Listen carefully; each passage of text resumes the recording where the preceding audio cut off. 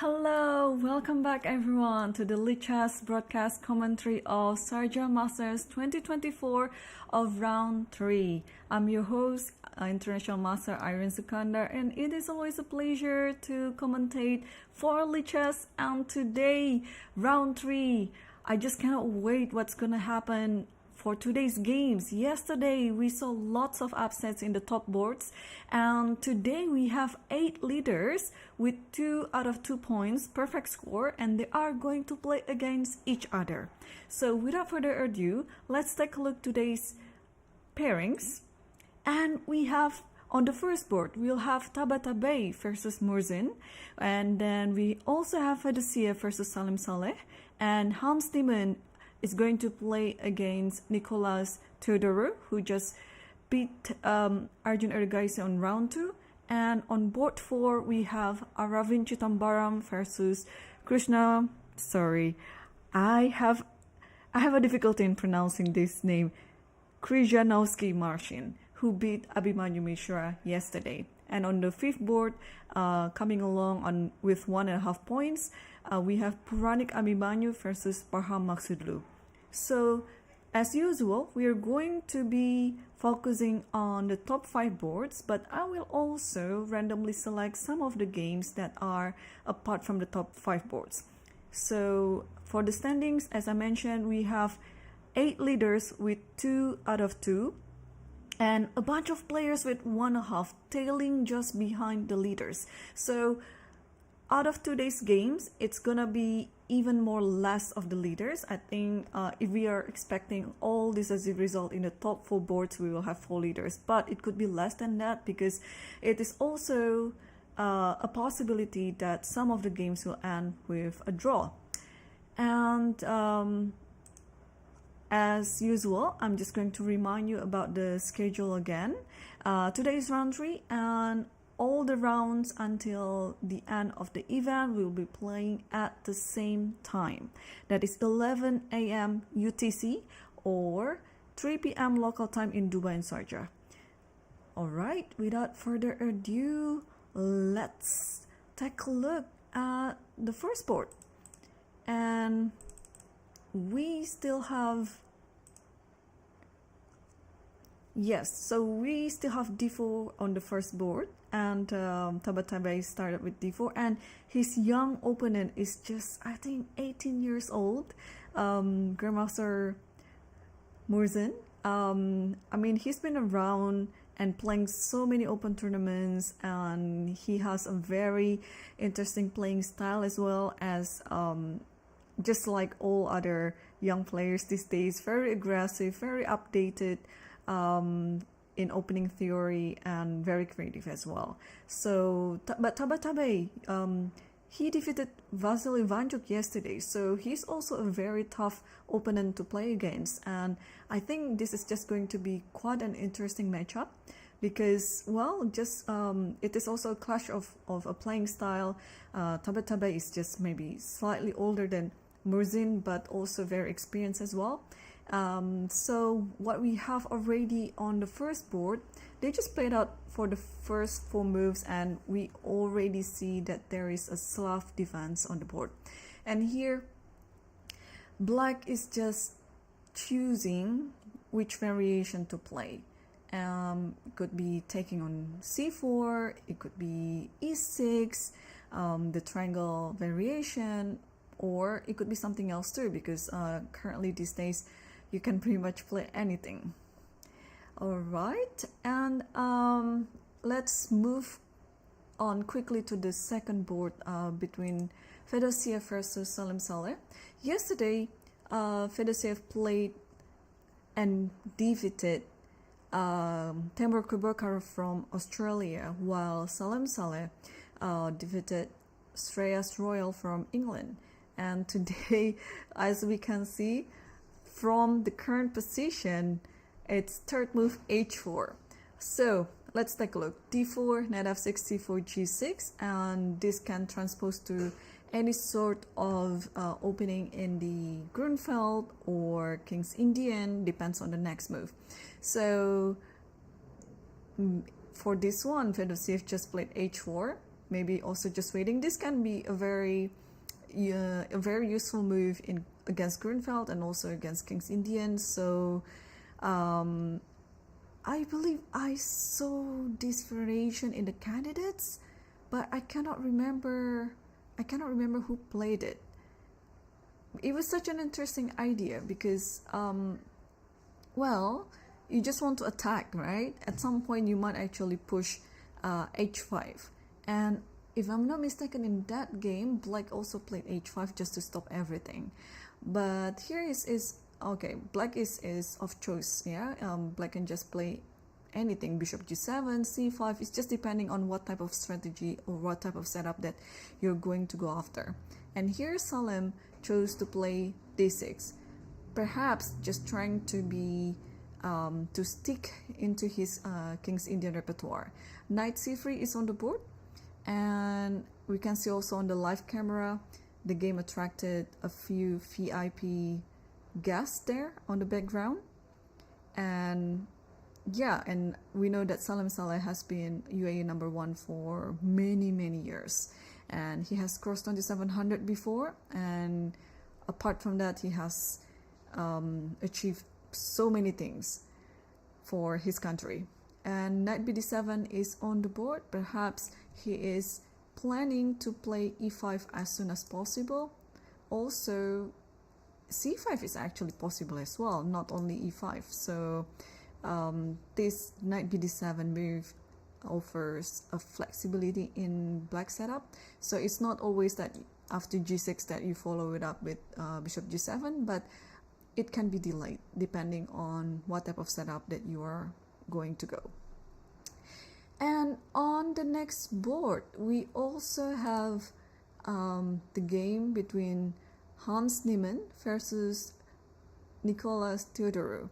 And here we see this Knight ge7 variation, which also becoming popular these days.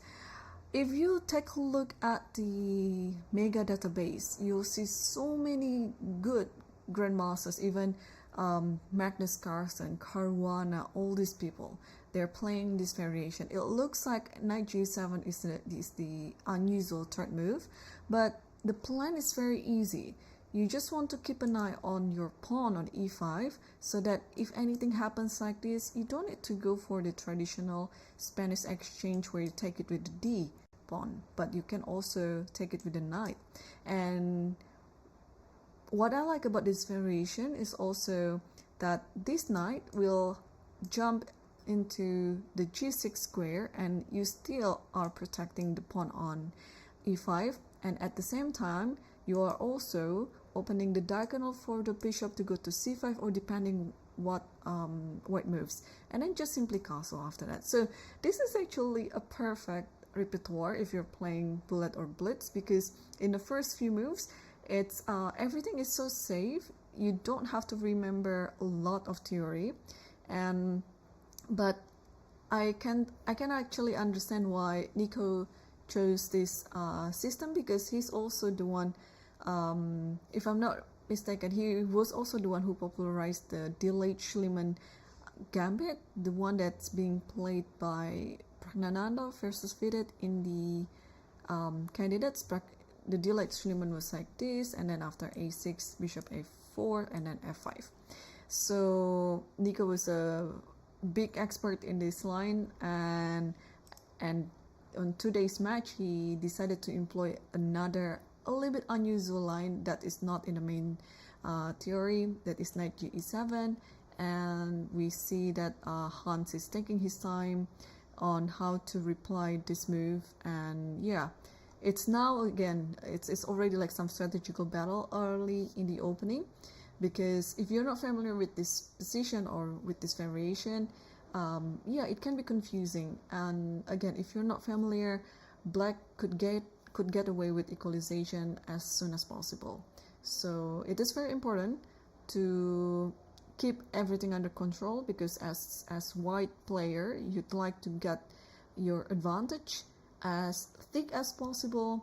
And if you just get Black to play everything according to his plan, then yeah, Black can equalize rather easily.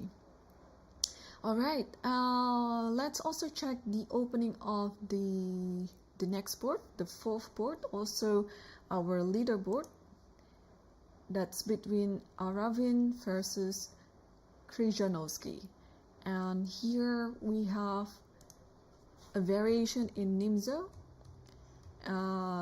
with Queen C2. So these days, Queen C2 variation is kind of died out.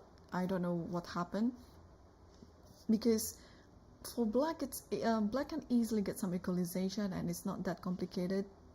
You can easily get played d5 here if you want. Also, there are many variations here. You can also play c5. Sometimes you can also just play castle and allow everything with e4. So the idea of Queen c2 in the Nimzo variation, if apart from d5, you're gonna play e4.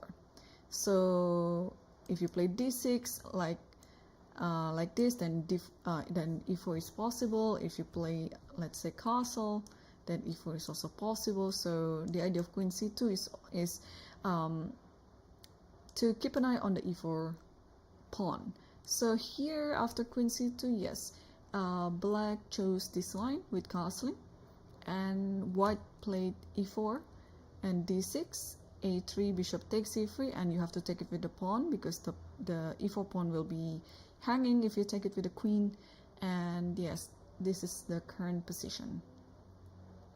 So far still within the theory book, and yes, we can see from the live cam there, black just played something. I assume it's c5 or e5. Yes, e5. That makes more sense.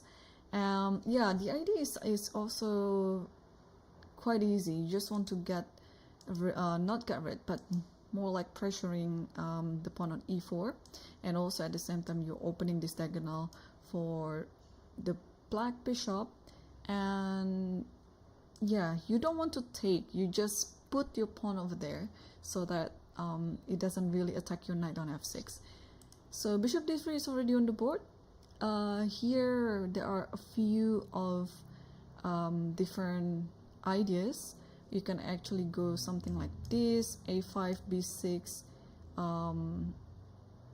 actually without a5, maybe like b6 and then knight c3, sorry, knight c6, knight a5, and followed by bishop a6, just hitting on c4, something like that. But also you can choose other plans too. So this is going to be quite a close battle, because well, the position itself is quite close. White has a pair of bishops in a close position, but it has the strongest center, so there's always some compensation for whatever white and black has. Alright, let's move on to the next board between Puranik versus Maksudlu. And again, I always love to see some Sicilian in the games, because it promises us a very exciting battle. And especially Maksudlu, we know he's a very interesting player. He has a distinguished style of playing that's always looking for some attacking or aggressive line. And sometimes his moves I cannot comprehend at first, because I've been commentating some of his game as well in the past. But in the end, I kind of finally figured what he was trying to do. And we have a Najdorf on their game, and Puranik chose to play the 6th move bishop e3, which is one of the very big line, and e5, knight b3, bishop e7, and f3. So far so good. And now it's just depending on how you're going to develop everything. Usually you want to go bishop e6 in this position, but bishop e6 will also, can also be changed to castle first. There are so many transposition in this position. Yeah, some moves, sometimes they are interchangeable. So let's see which one that they are going to play.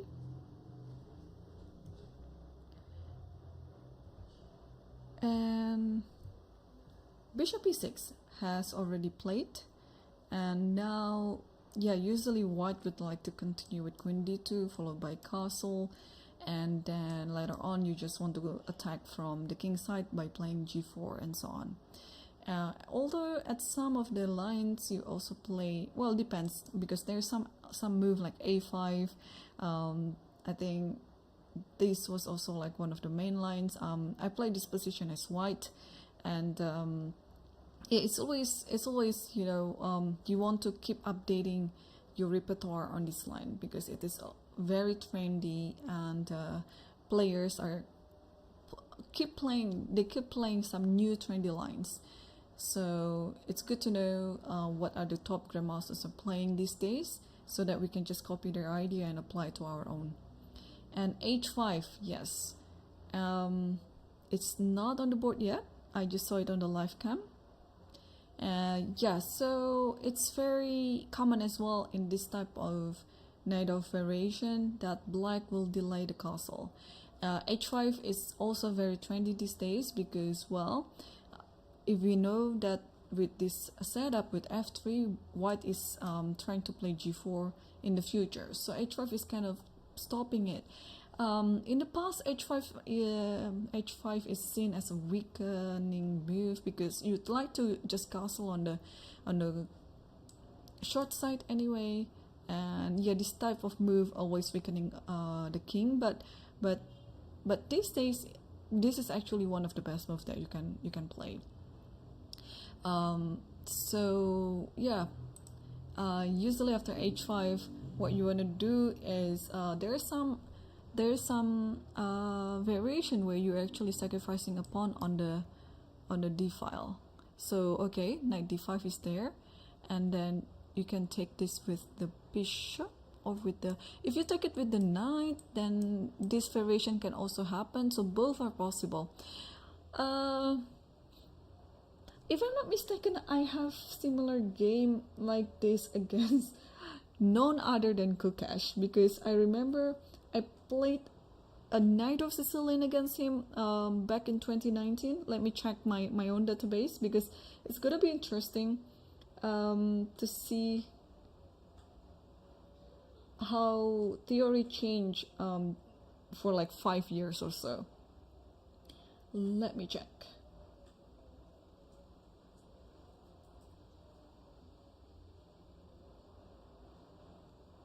Alright, so, oh, knight takes d5 is already played, and then I think it will be, okay, then the position where we analyze like this will happen anyway.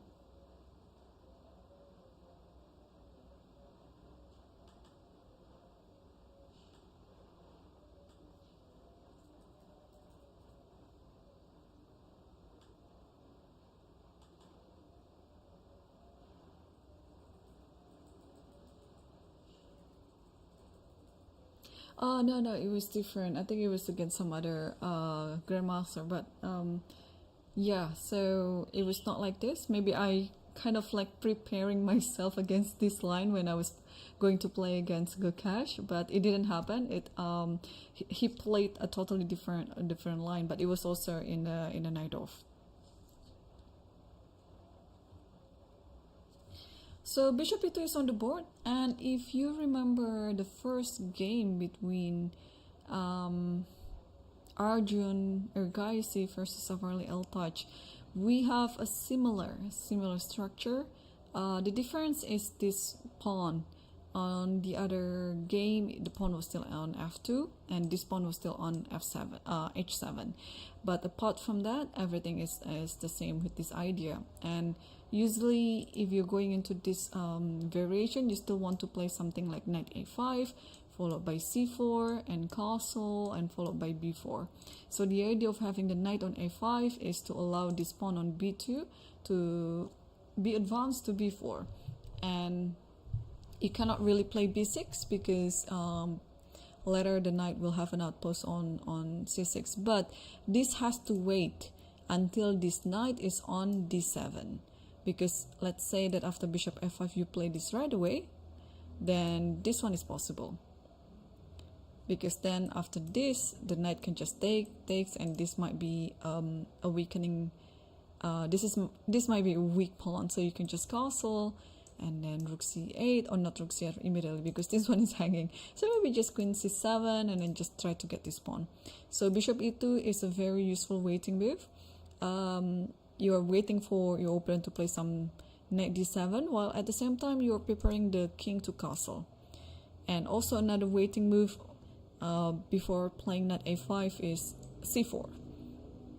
So I'm predicting that the games will go into that direction, and we're going to also see another example on how to play on the queen side versus on how to play against the king side, because in this type of position white has to play on the queen side because white will have lots of initiative on the queen side. Okay, so we've seen all the openings for the top 5 boards, and I'm just going to scroll what we have on other boards as well. I mean, we are still pretty much on the opening stage, but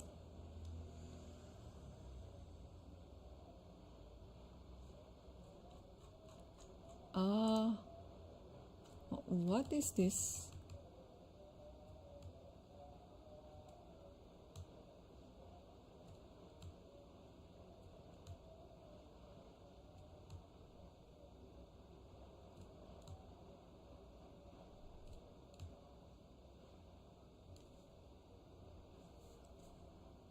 Oh,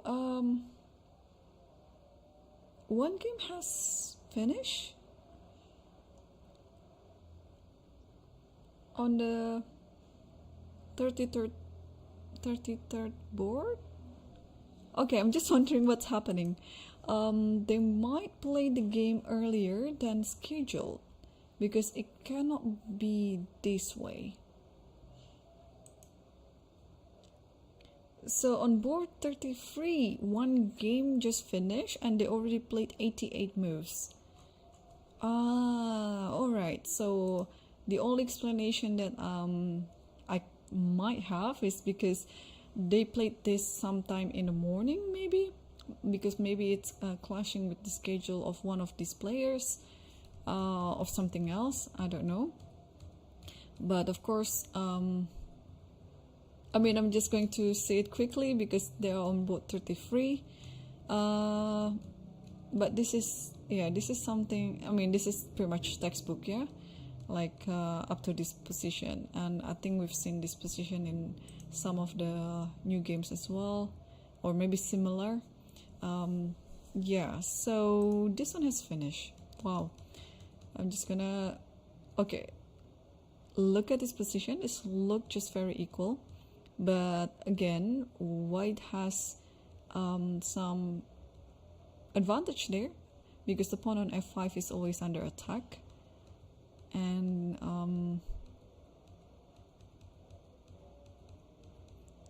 yeah, I just want to see how the game finished.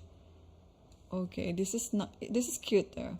Like after this you want to get knight f3 because after gf then g2, so white is protected by playing knight d2, and after this, and now the pawn is lost after so many moves, and it is quite a grind.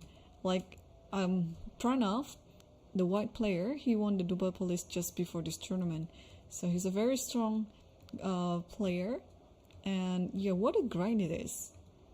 Wow, this is opposite colored bishop, and that looks like there's nothing, but he made it as if, you know, white has all this advantage that he needs to win the game.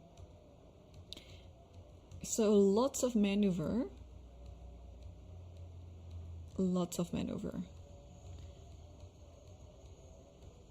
I mean, I believe they were playing on increment for already how many moves. But eventually, I think one of the pawn is lost. Yes, now the pawn on, yeah. Wow, look at this. Knight here with the idea of giving a checkmate on e6. And you have to move your knight. You cannot move your king. You have to move your knight. But if you move your knight, then after knight b7, this one is lost. Tricky. Very, very tricky. So knight has to move e8 or elsewhere. But the next move that, like for example, the knight can... Okay, if you want to protect a5, you can move knight c4. But again, you will lose that knight because of bishop e6 and then takes on c4. So after this, yeah, he's taking his time, not taking on the pawn immediately, but now he did, because now this pawn is it hanging like this? Okay, looks like it's still drawn, no? Then another pawn on f4, lost. Okay. And now we have, I mean, white has to pass pawn, so this should be enough to win. And yeah, and then black resigned. Wow, what a game. Yes, I mean, so they must have played this earlier of the day, because this has finished and they played for 88 moves. So, I mean, they cannot play this position within just 27 or 30 minutes. Okay, and we have another game that's finished as well, between Aditya Saman versus Dudin Glab, and they agreed to draw in 10 moves. Oh, they are not agreed to draw in 10 moves. It's still actually playing, but why does it say it's a draw? Okay, some transmission error there. The players might actually put both kings in the middle, and then usually this is how you input the result automatically. If you put both kings in the middle, white king on e4 and black king on e5, then the transmission will translate it as a draw. But if you put the king on e4, white king on e4 and black king on d5, it will be automatically input as 1-0, white wins. And then if the white king is on d4 and the black king is on e5, then automatically input as 0-1, or black wins. So that's how it is.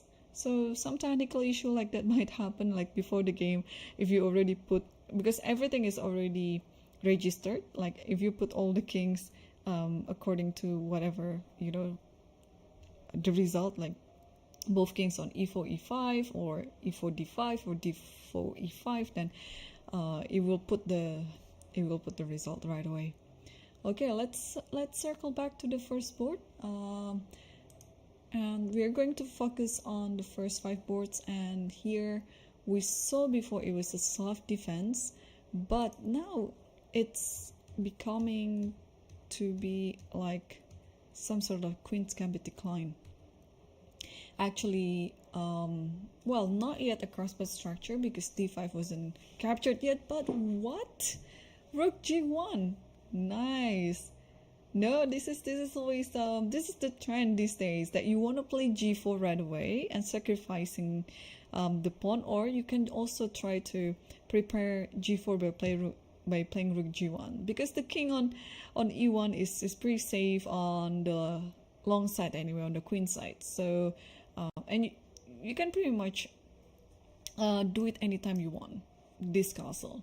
But first you can actually try to attack by playing g4 and then g5 like that, and then just open up the g file. So rook g1, and we can see from the live cam Taba just left the board and presumably walking around, because this is something that you know, it's hard to expect to happen from your opponent. And usually during a tournament game, when you are playing some unusual move like that, your opponent might be thinking for quite some time, and because, well, he has to think on what to do, because this is not in like in many theory books. So I'm expecting it will take Murzin quite some time to reply to this move rook g1, because the idea is simple. You just want to play g4 followed by g5. You just want to attack pretty much on the king side. You put the king on the queen side.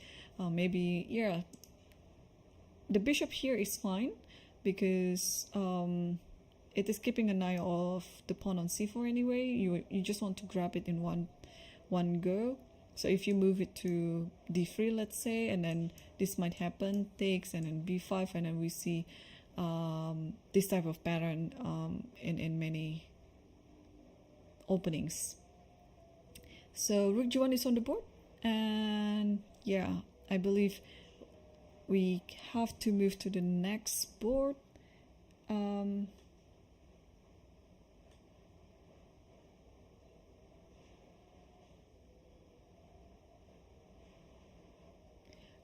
And let's see board number 2. And we see a Benko position. I didn't expect it would be some sort of Benko with h4. Okay, so g6 was what happened, and h4, and we saw that, and this position, and okay, so knight bd7 was the preparation for c5 then, and after d5, a6, and after e4, b5. So there's so many gambits like this. I mean, Blumenfeld is also kind of, well, it's different actually. It's looking like more Benko instead of Blumenfeld. But takes and castle, because you can always take on a6 at any time. And here white is thinking. Very unusual again, especially the pawn on h4 is already pushed. Normally we see, or we know, this position without h4, and then you kind of like, okay, depends on the variation by white. Sometimes you allow the trade on f1, and then you make some artificial castle by playing king f1, g3, king g2, something like that. The knight is on f3. But yeah, what is the difference if the pawn is already pushed to h4? Because now after castling, it's very tempting, right? It's very tempting to continue your attack on the king side, because otherwise there's no point on playing h4. It's just a wasting move. And because in Benko, usually we don't have this move. And also in Benko, usually the pawn should be pushed to h3. The reason is because you want to stop the knight from going to g4 and then to e5. So it is a very, very clever choice by Salem. I mean, just try to understand this type of nuance when you have this position in Benko with a slightly different setup. Because if you're wondering what I was talking about, then we can actually reconstruct the Benko position with kind of like similar setup, but without h4. And here we can have this, takes, here, takes, and then let's say, do I want to play g6 first? Yeah, let's do it. Let's select this, yeah? Just put it that way. And then here, okay, we have queen c2. Yeah, with the difference also with queen c2, because in Benko, you don't want to play queen c2 that early. Alright, usually it's like knight f3, and then like castling maybe, or even like taking like this, and then what should I do in this position? And then you don't take, but you can take, but you can also play something else too. Okay, let's say instead of taking, I'll play knight bd7. Yeah, let's put it that way, because this is a little bit lesser known variation instead of taking on a6. And then here you can actually play a4 because you want to cement something on b5. Or you can also play queen c2. Let's play queen c2 so that we can have like a similar position like in the game. Queen c2, and then here you can castle, but you can also take on a6, something like this, and probably like a4, let's say, I mean something like this, and then with the idea of g3 h3 king g2, something like that. But the difference with the game in this position is we have this bishop g7, bishop a6, and castle. Yeah, the difference is this one is really possible, because you sometimes when the knight is on f3, you want to play knight g4, and after h3 the knight moves to e5, but then now the knight can just safely put on g4 without any disturbance, because this pawn has already moved. So in a way, Salem was very clever. He saw this trick, and yeah, as we can see, Fedosiev is still pondering what is happening, and then what to do next, because unintentionally he's walking into probably a worsened version in Benko, because now pretty much black has what he wants in the Benko. Like after bishop takes a6, he's sacrificing just one pawn, but with the activity of this bishop. So sometimes in Benko, when the gambit doesn't work for you, it's because you cannot find the compensation in the gambit, in the pawn that you already sacrificed. The reason why you cannot find the compensation is because your pieces are so restricted, especially the bishop on on g7, where it is looking down to the b2 pawn. But as we speak, white just moved to h5. So this is, don't you think this is a very interesting position right now? Because again, both players, they're very tricky and very clever. So Fedosiev realized that if he continues with the normal setup in Benko, white will just stand worse, and then black will have no problem in getting initiatives and then get the compensation for the pawn that he already sacrificed. So also Fedosiev is trying to be consistent. He already has pushed h4. Again, if he didn't continue attacking on the king side, then this h4 move is a wasting move, or a wasting tempo pretty much. So here I have no idea whether h5 is a good move or not, but I can actually understand or explain the psychological reason behind it. Is you don't want to waste a tempo by playing h4. You just feel like you have to continue this attack whether or not it works. So it is now almost like a Benko gambit responded with another gambit. So white already took a few pawns, and now white is trying to also do this gambit, but on the other side of the board. I don't know about you, but for me it is a very interesting one, because now suddenly the H file is open, and I can expect so many attacks here. Like, okay, what to do in this position as black? Let's think for a bit. Like, in this position, you don't want to take the pawn with the pawn, although of course it is possible. I mean, yeah, why not? But it will just create another weakness on h5, which white can just easily target it on. So if you take with the knight, are you going to continue sacrificing the rook, or you just want to play g4 in this position like this, and then what? Like here again maybe, and after this then bishop e2, trying to get to this knight. This might be possible. Alright, so this is going to take Salem quite some time to think here, because another option is also to just ignore.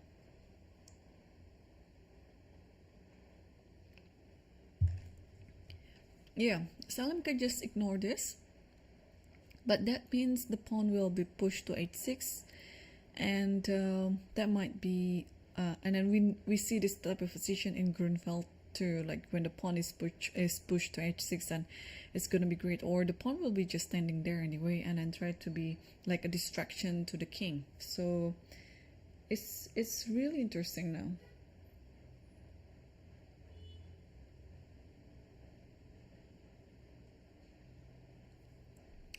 All right, while we are going to wait for what might happen, let's move on to also the next board between Hans Niemann versus Nicolas Theodorou, and it was coming from a Spanish with knight g7. We saw this position before, so castle and knight g6, just according to what I already mentioned earlier on, and d4 takes, and then bishop c5.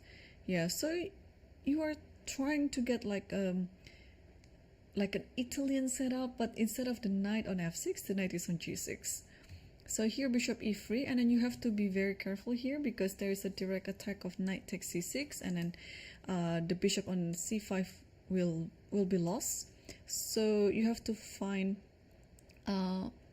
a few things here, like for example you want to play bishop b6, that's possible, but in this position Nico tried to simplify the matters by taking on d4 and then played queen g5, which looks a little bit interesting for me because I'm trying to understand. Hang on, I might have this on my analysis, or let's see the Lichess Master database if this position has ever been played before. And yes, there are a few good games actually. Kamsky was white against Satwani, so Satwani has been employing this type of position a lot. So what happened in that game?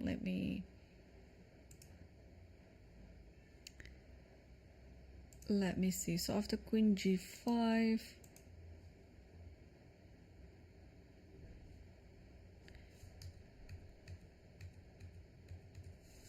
okay, so what happened was after queen g5 takes, but in that game between Kamsky versus Satwani, he took it with the b pawn. Here Theodorou took it with the d pawn, and then f4 is on the board. And now where do you move your queen?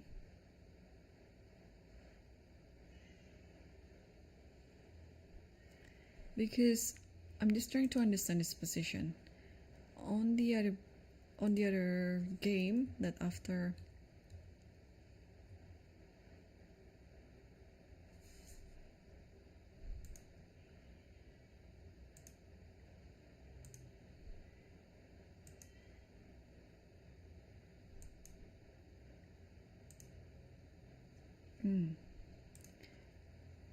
so f4,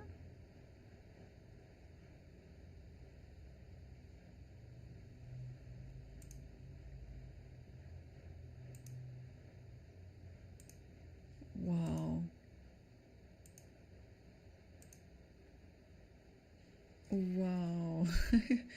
it is amazing. Okay, I'm just trying to understand this really because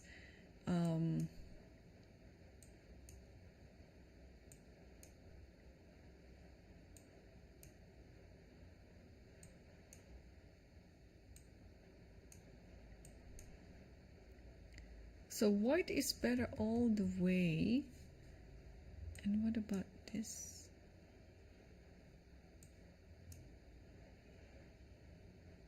Okay, all right, so there was one game back in 2009 between Lima Darcy versus, I cannot remember again now. So instead of taking on dc6, the game happened with bc6, and after f4 you took on this one.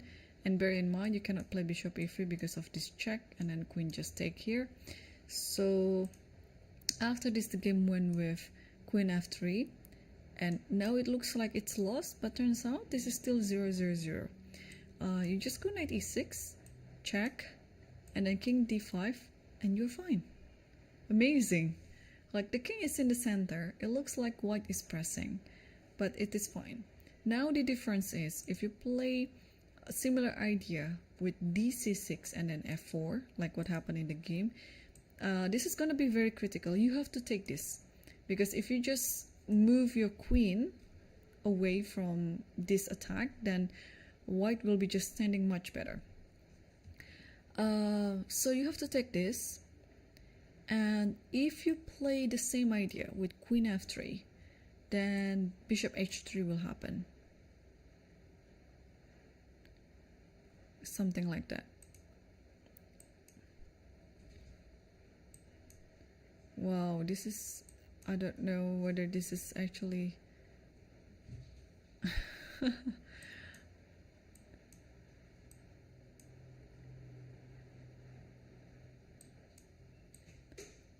oh wow, just look at that. I mean, I'm learning a lot these days, but I'm also I have an opportunity to update this file then, because okay, here you have to play rook f2, you're protecting g2, but at this position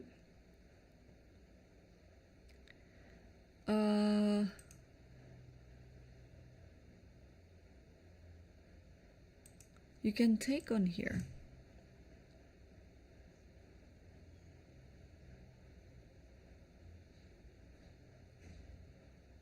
Just trying to understand what is going on, yeah? Because if you take this, I think it's just check here, and then you have to stop it like this, and then I think you can give a check like this. Wow, and then what is the current evaluation now? It's still 0-0-0. Yeah, but on the other variation, that after here king h1 was there, and now you can just come back, and looks like it's just a stupid move, right? That you just give it up for free, but then you can just takes here, and then castle.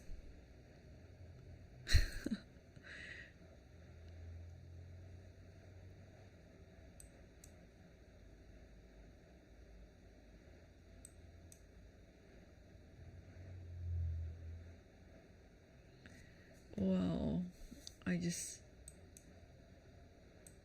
just mesmerized by this variation, like how deep it is. Okay, I just have to show this. So let's say you play c3, then c5, then rook h4, and you just simply play bishop e6, and even though you're down a piece, there's enough compensation after check, and like this, and maybe like this, I don't know, something like that, because this knight is tight to everything is tied down. But this is going to be a very, very big or very deep variation, so that's why I think Nico is trying to remember what he has analyzed before, because always it's easier to play as white maybe, but as black you really have to be precise, you know, not to lose this opening like really on the spot.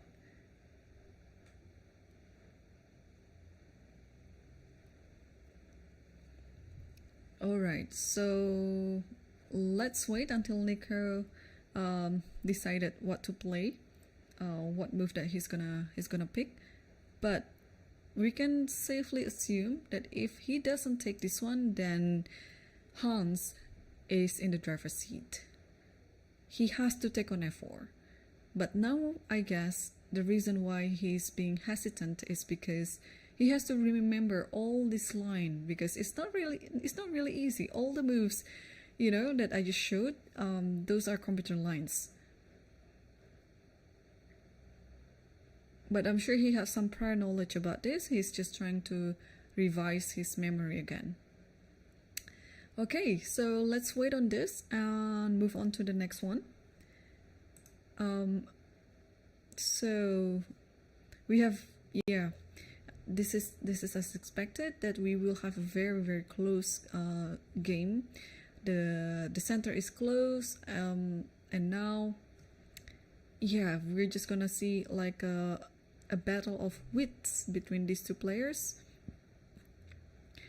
Usually white will try to attack on the king side, but white also has to be careful not to open up much the position without any preparation, because in the long term white has these type of weaknesses on the c3 and c4. So in hindsight, black would like to trade as much as possible, because when you're trading that much, then it's easier to play as black in the end game. Alright, let's move on to the Sicilian game between Puranik versus Maksudlu. And wow, so they're combining both ideas, really. So we saw the position after h5. Okay, knight d5 takes, and then bishop f5, bishop e2, and a5. So again, I think Maksudlu is just trying to stop the normal idea of knight f5.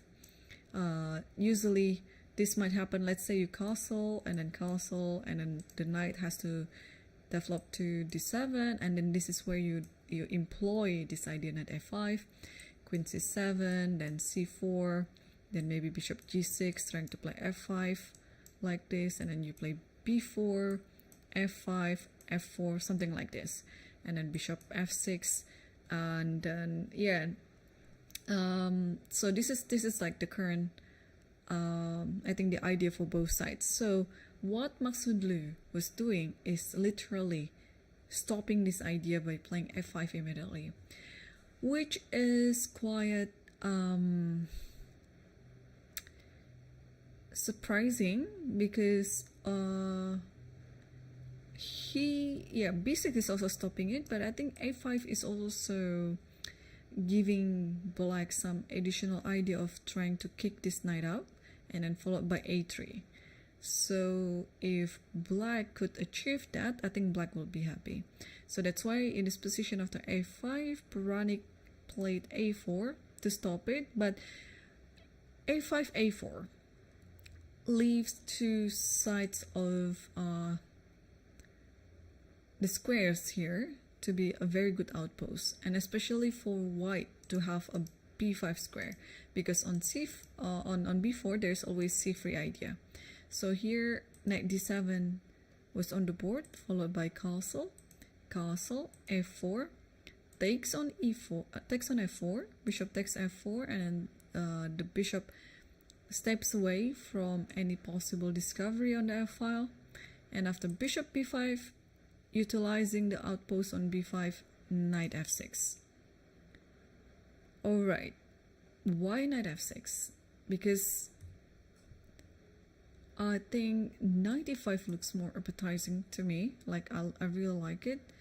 The knight is looking more centered, but maybe knight f6 has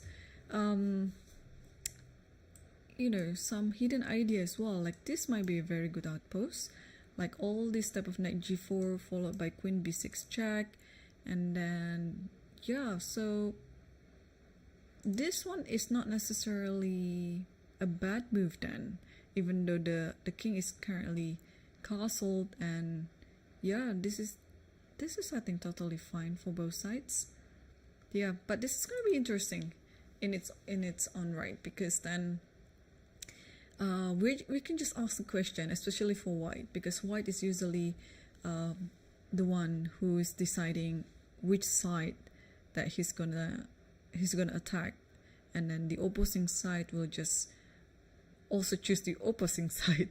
Like if you're attacking on the king side, then your opponent will try to attack on the queen side, and vice versa. So what to do here? I mean, normally I would like to get my rook out from a1, maybe to d1 or e1, but then what else can I get? moving my knight to d4 and then to f5. That can also be achieved. But I think what is currently black is trying to do is to play knight e4, attacking the knight, attacking the queen, and then bishop f6, something like that. Oh, rook c8. Is rook c8 a move? a5 is hanging, so black should not hurry in playing that. Alright, I'm just gonna also see other games which might be also interesting. Let's take a look. Which board? Yeah. Oh, by the way, Nico took on f4, so that's a good sign that I think he realized that he needed to do that. And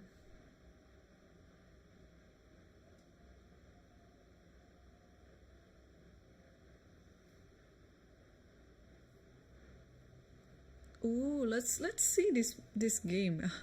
Sindarov versus Petrosian Manuel. Oh, let's take a look. Okay, the game started as a Italian,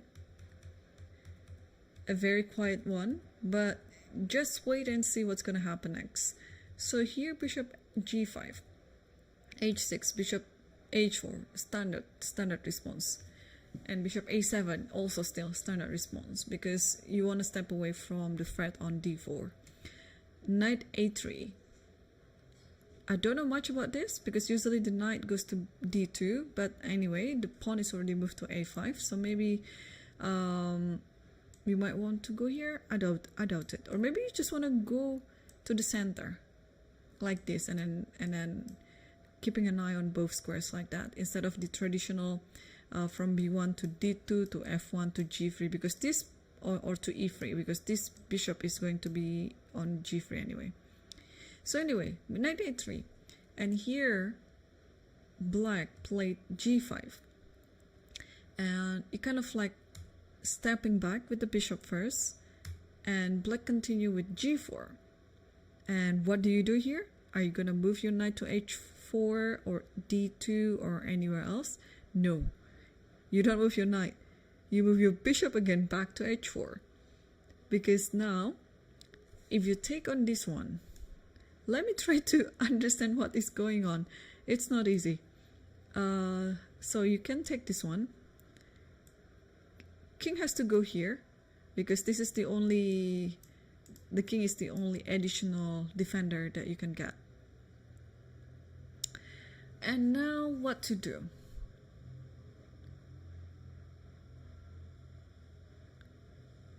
At the very least, it's a draw, yeah? At the very least. Like this. But can you pull out a win here? This might be actually this rook leaf, with the idea of rook, queen g3 and rook f3, and then hitting this knight. You might be asking like, oh, am I hanging my rook? I was doing that intentionally, because I can do this, and then with this idea, rook f1 is coming up, and I will win this knight anyway. So that might be is the reason why after g4 here, bishop h4, black didn't take on f3 immediately, because in the end it will be, things looks really shaky for black. So king g7, because eventually you'll have to move this king anyway, and then knight c2, still offering this sacrifice on f3. Let me check if I can zoom in to where this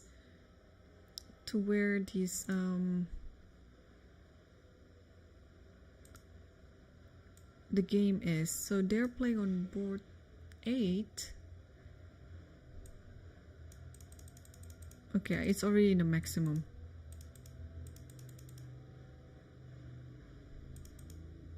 So yes, somewhere around here, I believe That's him, Sindarov, and that's Manuel Petrosyan. Yeah.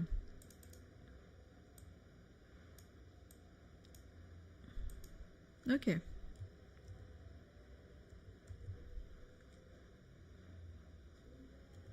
Oops, my camera moves by itself.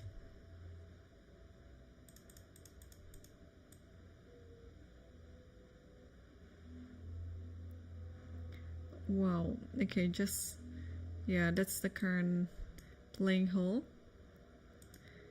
And if you want to see on the other side as well, so this is the apart from the top 5 boards, those are where the Masters section is playing.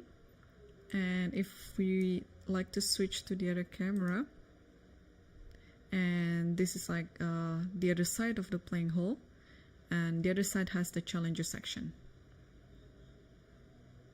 Okay, let's come back to the game.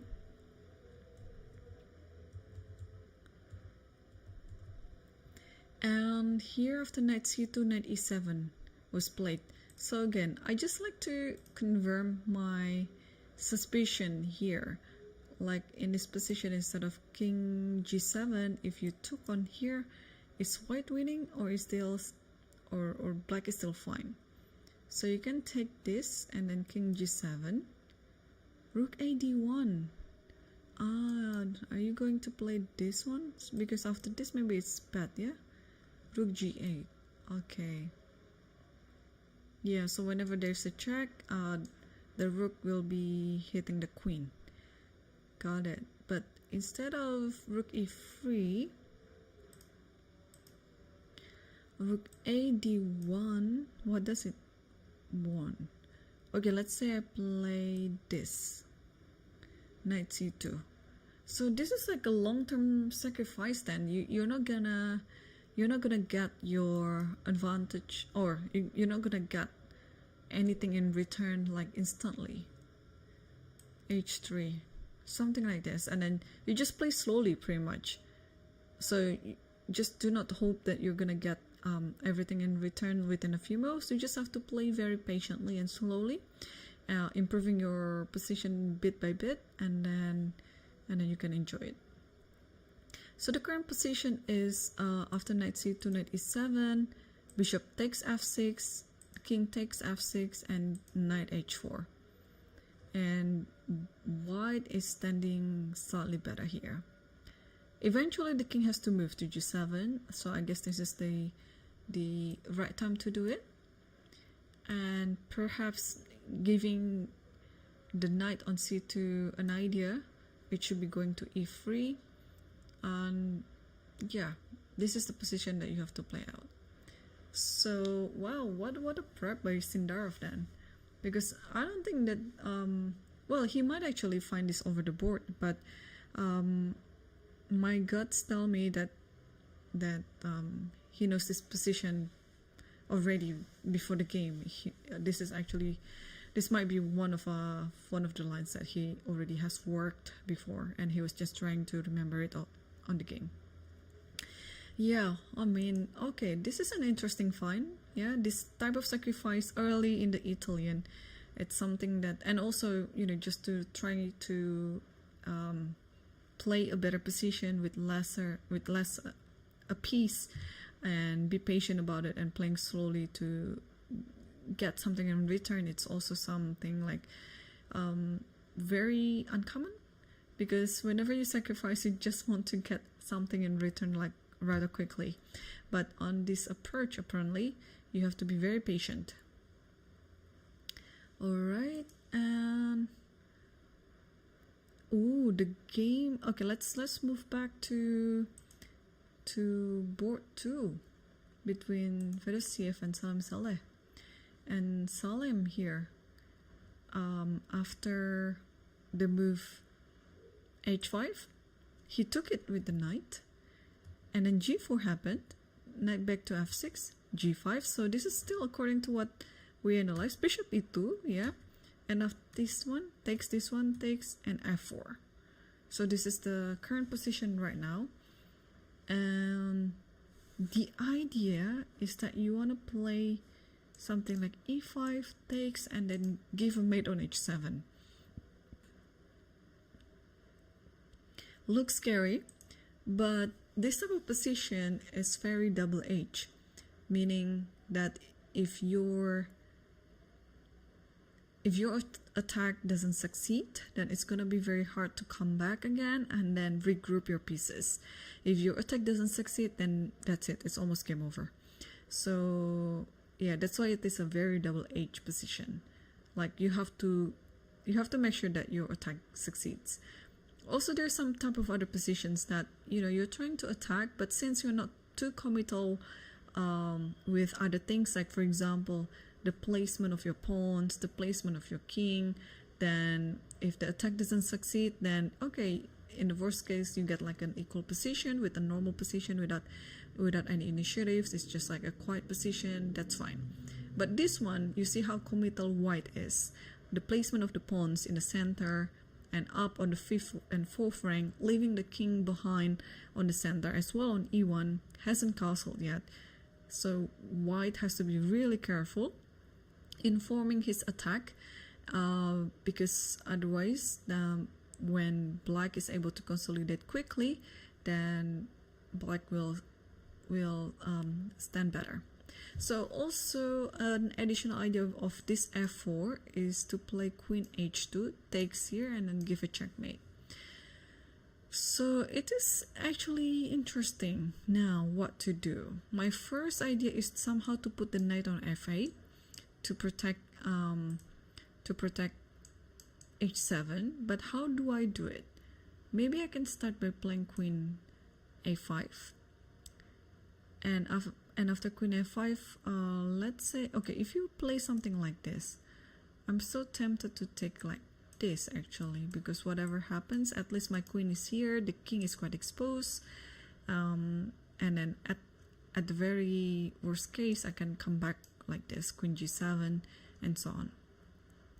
So f4, queen f5, let's say I play, what do I want to play? Maybe bishop d2. Okay, let's say bishop d2, and then I'll play rook f b8. So this is like a standard setup in Benko as well. You want to put both of your rooks on a file and b file, and my idea is also to leave this space for the knight so that the knight can be also defending the king in that way. So this looks decent to me. Yeah, this looks decent. I like this one. Okay, let's say you play something like this, then I can take, you play like this. Even after queen takes h7, let's say, king goes to f8 and then there's no follow-up. The king is just safe.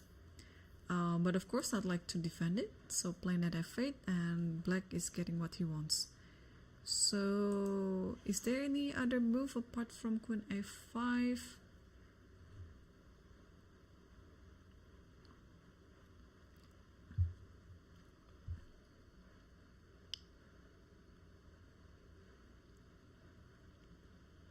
e6. So Salim just played e6 and both players left the hole.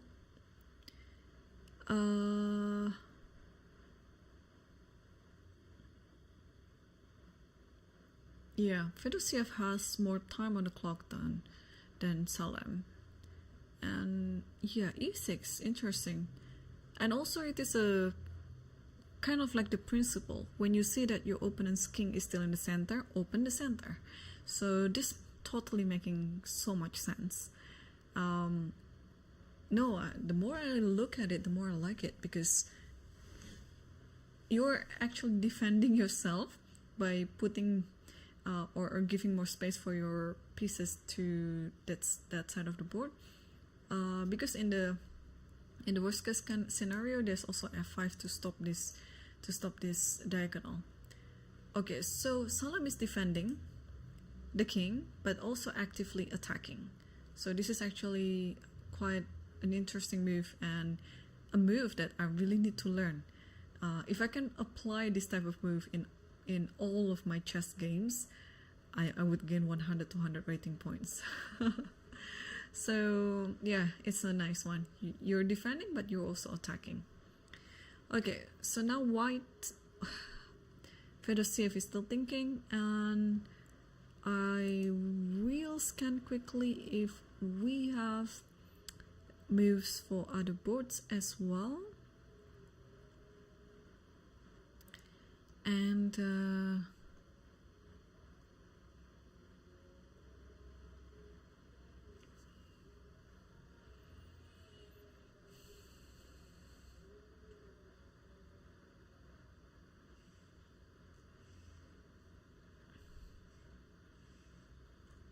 yeah, I was expecting some blunder, but of course, these top grandmasters are far from doing that. We have a result in one of the top boards there, but it's board 14. Yesterday, Rajabov drew against Fakidov Shamshidin, I think. Oh no, was it Sindarov? I cannot remember. One of the Uzbek boys. And now, today, Safarli, another Azeri grandmaster, was paired against Rajabov, and they agreed to have a draw in the Petrov defense. Yeah, this has been played for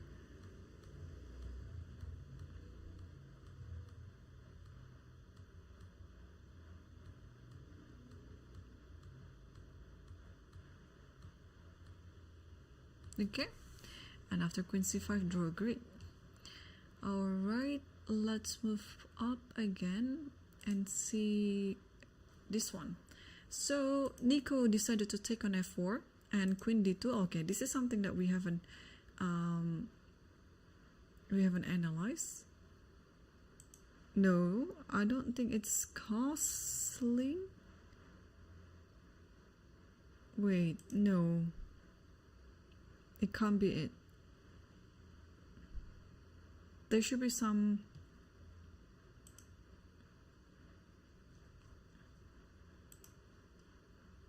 No, you're not gonna give away your pawn on, I mean your knight on f4.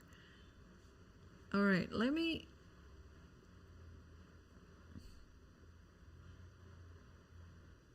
Are you serious? No, right? This doesn't happen, does it? No, white is still, sorry, black is still thinking. So castling hasn't happened yet. You have to play knight e6 in this position.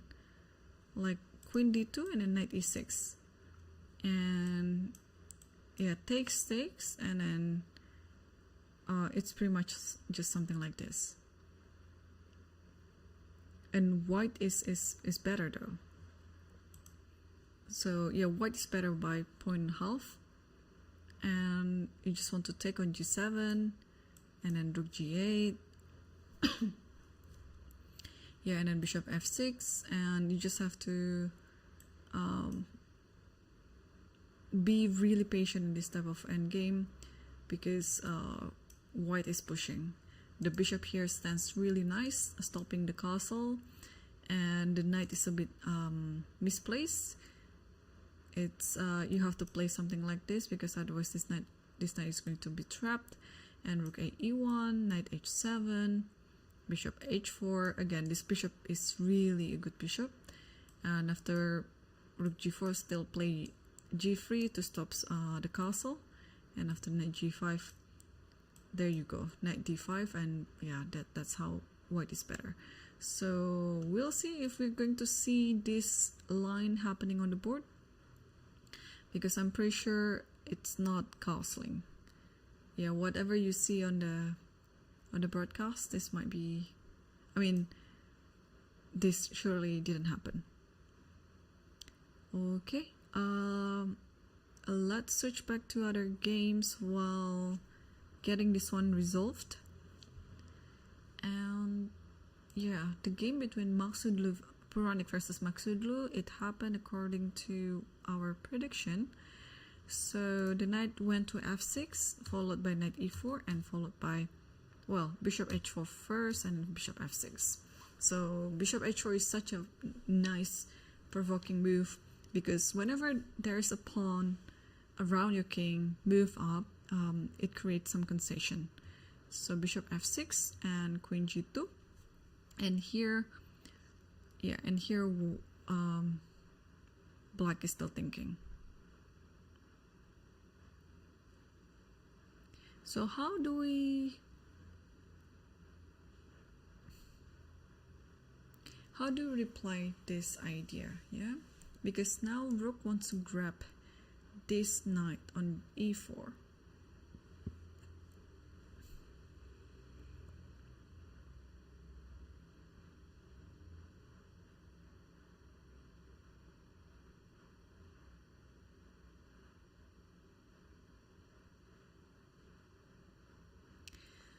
Is queen b6 a move? If queen b6, then bishop e3. Do I want to play something like this? Then I can move my queen again like that, because this one is not hanging. Okay, what else? Can I play knight c5 right away?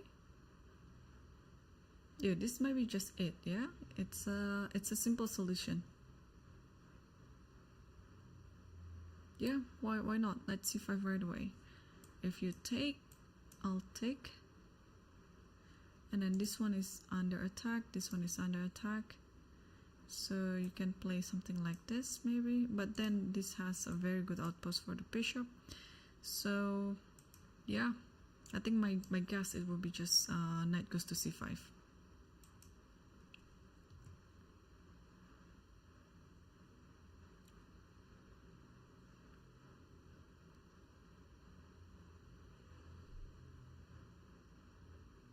Yeah, I'm just trying to scan again what games that that might be interesting so far, because most of the players just finished their opening stage and entering the middle game.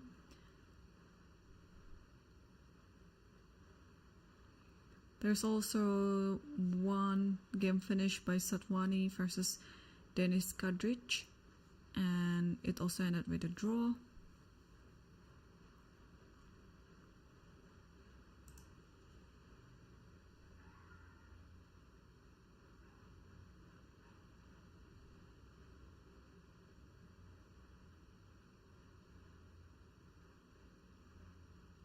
Yeah, so far everything is... Wait, what is this? Ah, this one already happened.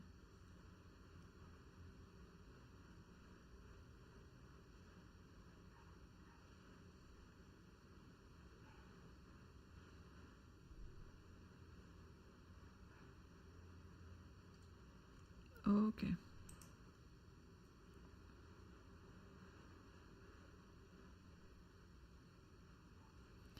Alright, so there's also one game finished by, yeah, Sam and Aditya versus Dudin Gleb.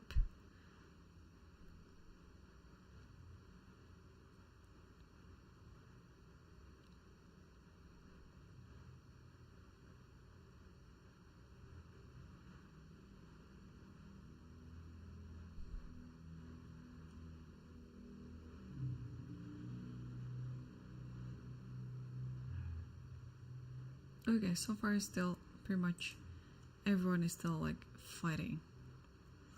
Let's move back to the first board. We have left it quite a while ago. So after rook g1, a very interesting choice by Tabatabai, preparing g4. Black played knight e4. So you have to do something with this bishop, so white chose to take on the bishop. Queen takes the bishop and castle. And after castling, there's f5.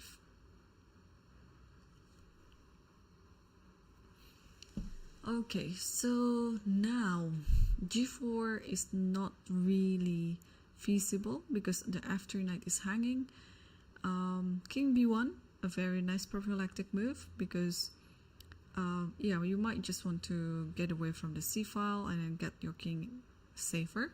While at the same time, it's also like a waiting move. you're waiting to see what your opponent is going to do, because, well, black still has this homework to develop the pieces. And if this knight goes away, let's say to f6, this knight on f3 will hop on e5.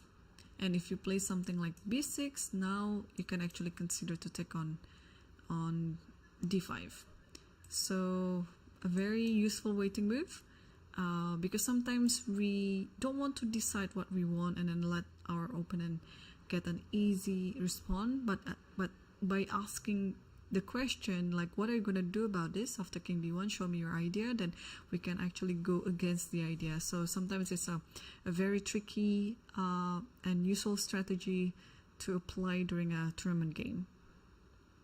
So king b1 is still on the board, and black is still waiting what to do next.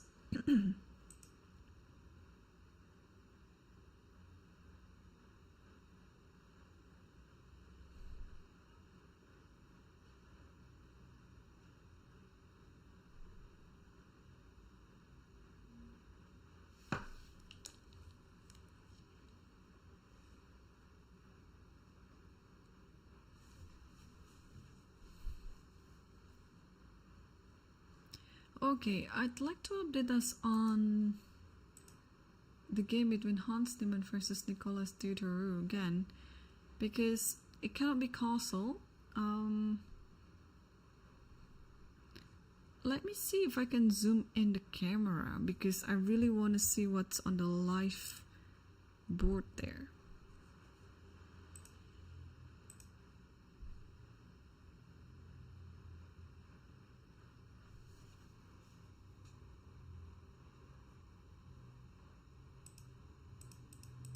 Nope, I have no control on the camera, so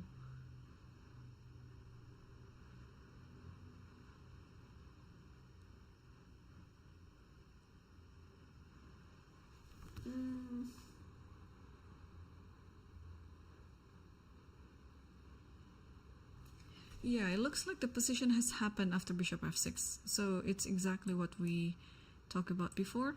Knight e6 takes like this, takes here, and bishop f6. And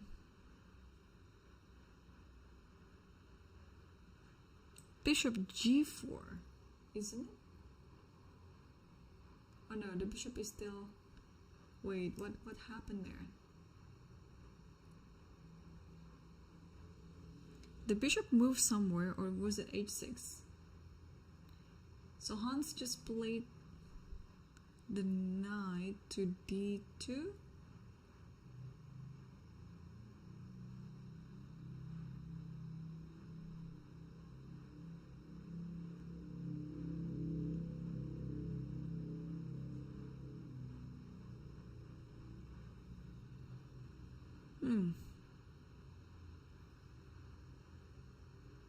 Yeah, so I'm hoping this transmission will be resolved,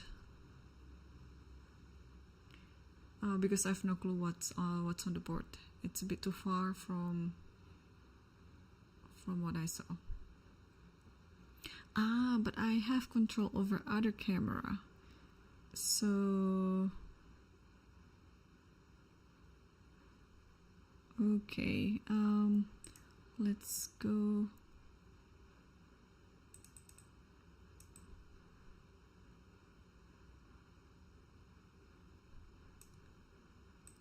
One second, let me try to adjust the camera. I just want to see.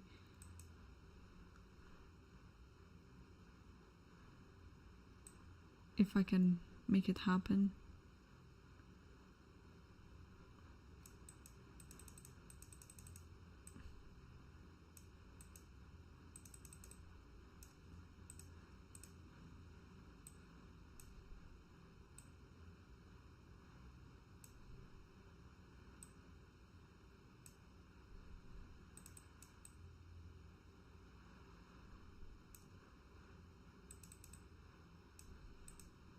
Yeah, I cannot see it.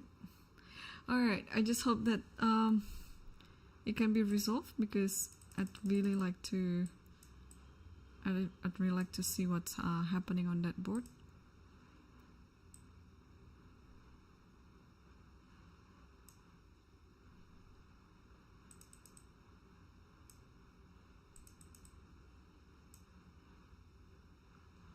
Alright, let's see other games then.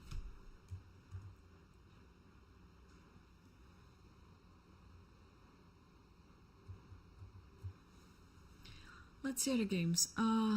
Yeah, I cannot pinpoint what's happening in this one. Let's see.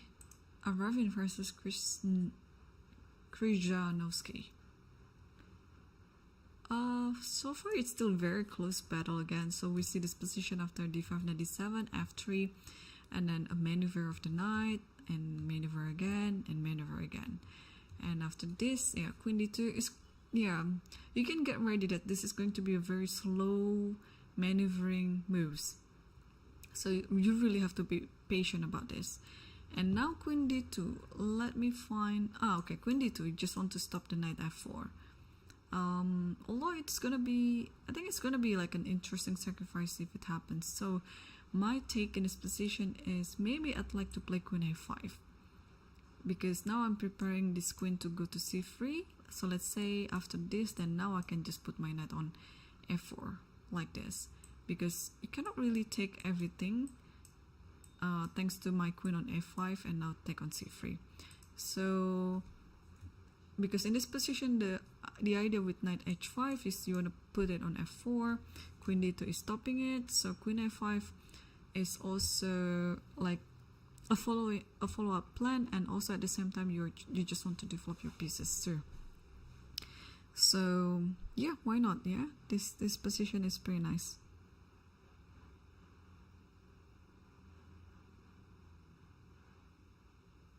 Yeah, and black player is still thinking. Let's wait until he decides what to move.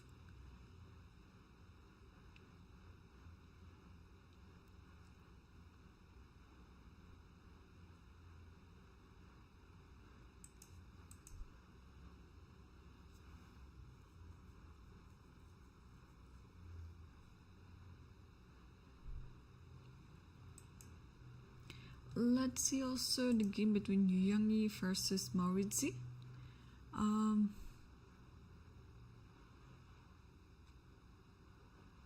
Black is a bit worse maybe because of the pawn on e4. It's gonna be the long-term weakness that white is going to keep hitting on it, and white also has like a more space advantage here. And yeah, things are looking good. Youngie only okay, Youngie gets 1/2 point. He drew on the first round and he won on the second round.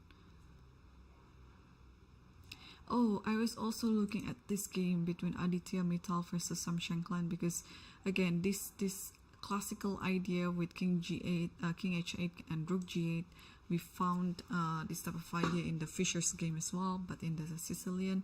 Turns out this idea can be applied in many positions, not only coming from the Sicilian. And here we have like the King's Indian defense.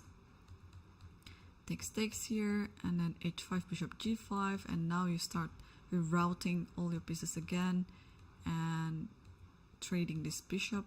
And now queen e7, f4, knight h7, and king h8, king h2, rook g8, and now the rook is ready to attack. But first black wanted to stop everything on the queen side. a4 was there in preparation of knight c5, and knight will have a really good outpost on c5 thanks to this pawn, because otherwise this thematic idea of b4 will happen. So at least when you have the pawn on a4, when b4 happen, then you can do the en passant. And after a4, knight b5 was there, so I assume in this position we will see knight c5, because this knight is also attacking on c7. Sooner or later you're gonna play knight c5 anyway, so I think it would be making a lot of sense if you're just gonna play it now.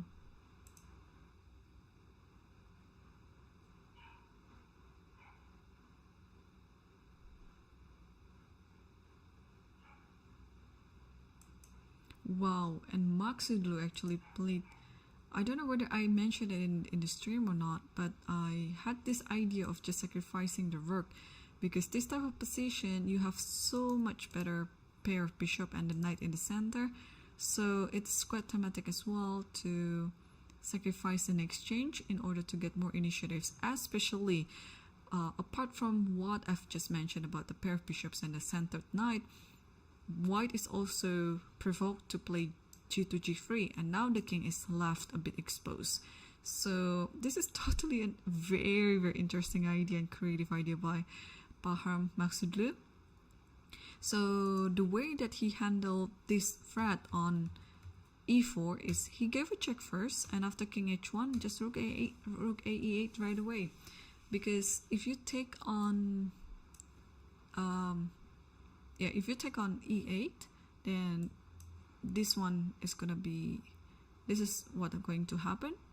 And I guess after this, the idea is to play knight f2 check. Like, if you don't do anything in this position, I don't even know what sort of waiting move I should be doing. Okay, let's say I put such a bad move like this. This might happen. Because if you take with the rook, of course, this one is hanging. But if you take with the queen, wait, oh, I cannot do that, can I? Maybe I was a bit too optimistic. Oh, I cannot do that because it comes with a check. Oh my goodness me. No, I shouldn't do that. I was a bit too optimistic in sacrificing so many pieces. So okay, if take, and let's say some bad move like rook c1, okay, then maybe black should just play normally. What about playing king h7? This is like a prophylactic move for the back rank as well. Yeah, and then you can have this type of idea knight f2 coming up soon. Or if not, you can also set up some threats, and it's very possible as well. Like, I don't know, queen goes to b4, hitting a1, and also at the same time you're threatening taking on a4, many things. So no, this is interesting. Rook a e8. Yes, you are very brave, you know. You're forgetting about the value of the pieces, that bishop has only 3 points, rook has 5 points, but in many situations the relative value of the pieces would change according to the nature of the position. So in this one, I'm just curious, if I take on e8 right now, is black standing better or not? No. Alright, but from practical human of view, because Ancient always likes to have extra material. Here, if this happened, white is better, but I think it's gonna be hard from human perspective to play this. Okay, again, the other principle is that if you are having extra material, you want to trade. So that's why knight d2 is the suggested move. But it's queen d4, everything is coming, the king is kind of exposed. No, this is gonna be scary. If you're human and you're playing this position, this is going to be scary. It looks like black has a total domination. It would be far from your mind that white is actually better. So let me show some of the moves that computer suggested. So rook e2, rook e7, and then c3, queen takes a4, giving up that pawn, and still white stands better. b3, queen e8. That's a very interesting double up major pieces. Rook fe1, and then you now take on d2. Takes here, takes here, takes here. Okay, in this position, I can understand if white is better because the number of the pieces are already reduced, but also white is not out of the woods yet because the king is still quite exposed. But in this position, I can understand. But to reach that position, it's going to be very hard, and therefore, after rook a e8 here, Puranik didn't take on e8, but instead he played bishop e3, attacking the queen. Queen goes to c7, and now he took on e8, yes, and rook e8 and bishop d4. So yeah, when you're having extra material, you just want to trade more pieces, because in the end you will leave with an extra I mean, when your opponent is sacrificing something like that, it wants to attack. So if you keep trading pieces, then there's no way your opponent can attack. So that's the idea, and then you are left with a permanent advantage with your extra material. So bishop d4 is on the board. I'm worried that this might be actually a bit better for white, and it's actually better for black now, just with one move difference. Having the queen on c7 turns out a better version for black. Then let's figure this out. Queen c7 and I'm trying to understand this. So after bishop d4, what can we do?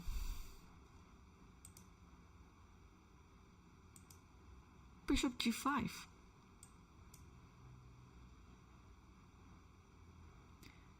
And you don't want to trade there. But then after bishop e3, what do you do?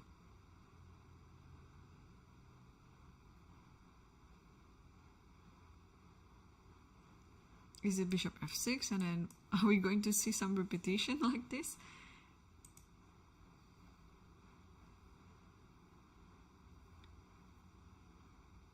It is possible.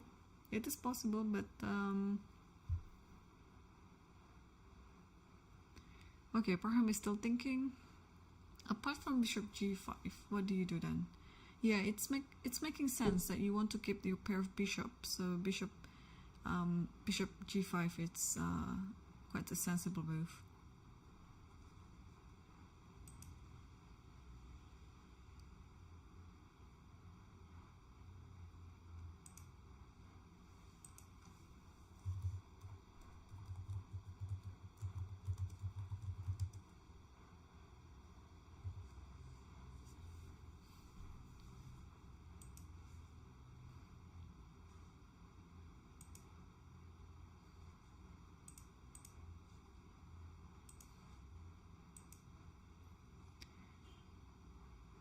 Okay,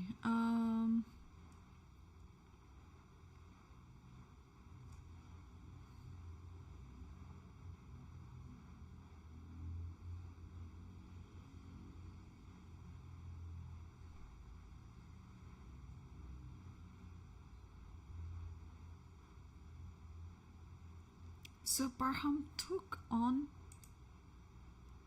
d4. Takes here, but isn't it making things easier for white? I mean, now actually the knight on e4 cannot be disturbed at all. It's such a good knight, but I'm just worried that with the number reduced pieces, it's making things hard for black to create some real advantage here. So is queen c4 move here? Like, you just want to go forward.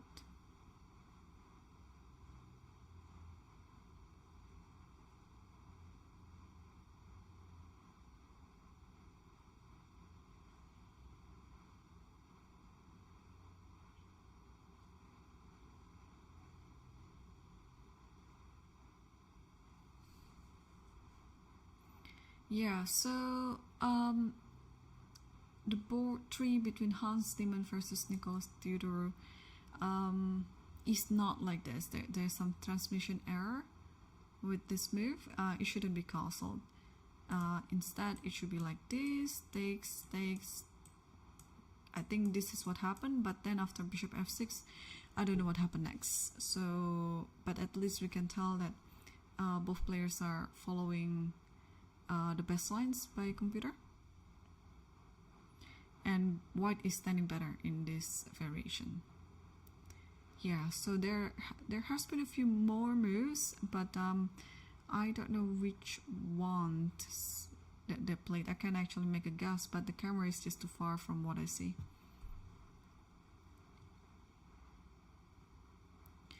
Okay, so in the game between Salem Saleh versus Fedosiev, that after f4, Salem played e6, knight g2 was played,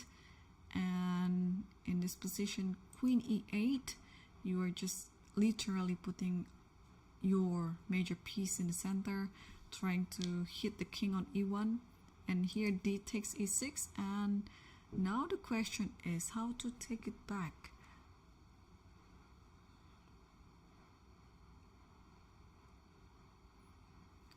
Alright, if you take with the queen, which looks very reasonable,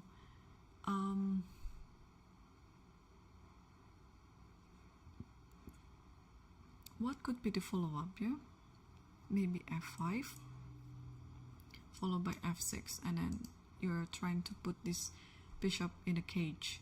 So this might be scary unless you want to give your bishop up like this, takes, and then queen here. Maybe this is also looking fine. Maybe bishop e3. If there's a check, at least you go here, and white should be fine. But if you take with the pawn,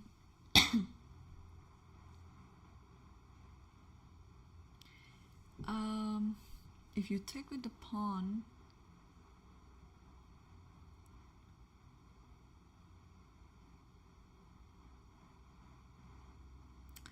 what's gonna happen? Okay, if you take with the pawn, at least the e file is closed, so you don't have to worry about the king anymore. And now maybe just try to, oh, is this even possible to castle short side? Or maybe just play something like bishop e3. Things should be fine as well, and then you still are left with good choices to castle short or long, or long or short. Alright, while Salem is still thinking, and I'm just trying to figure out what happened on the next board, that is board 3 between Hans Niemann versus Nicolas Tudor. Let me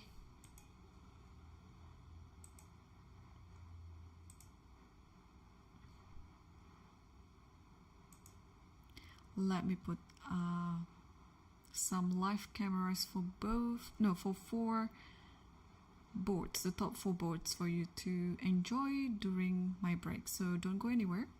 I will be back soon after a few minutes.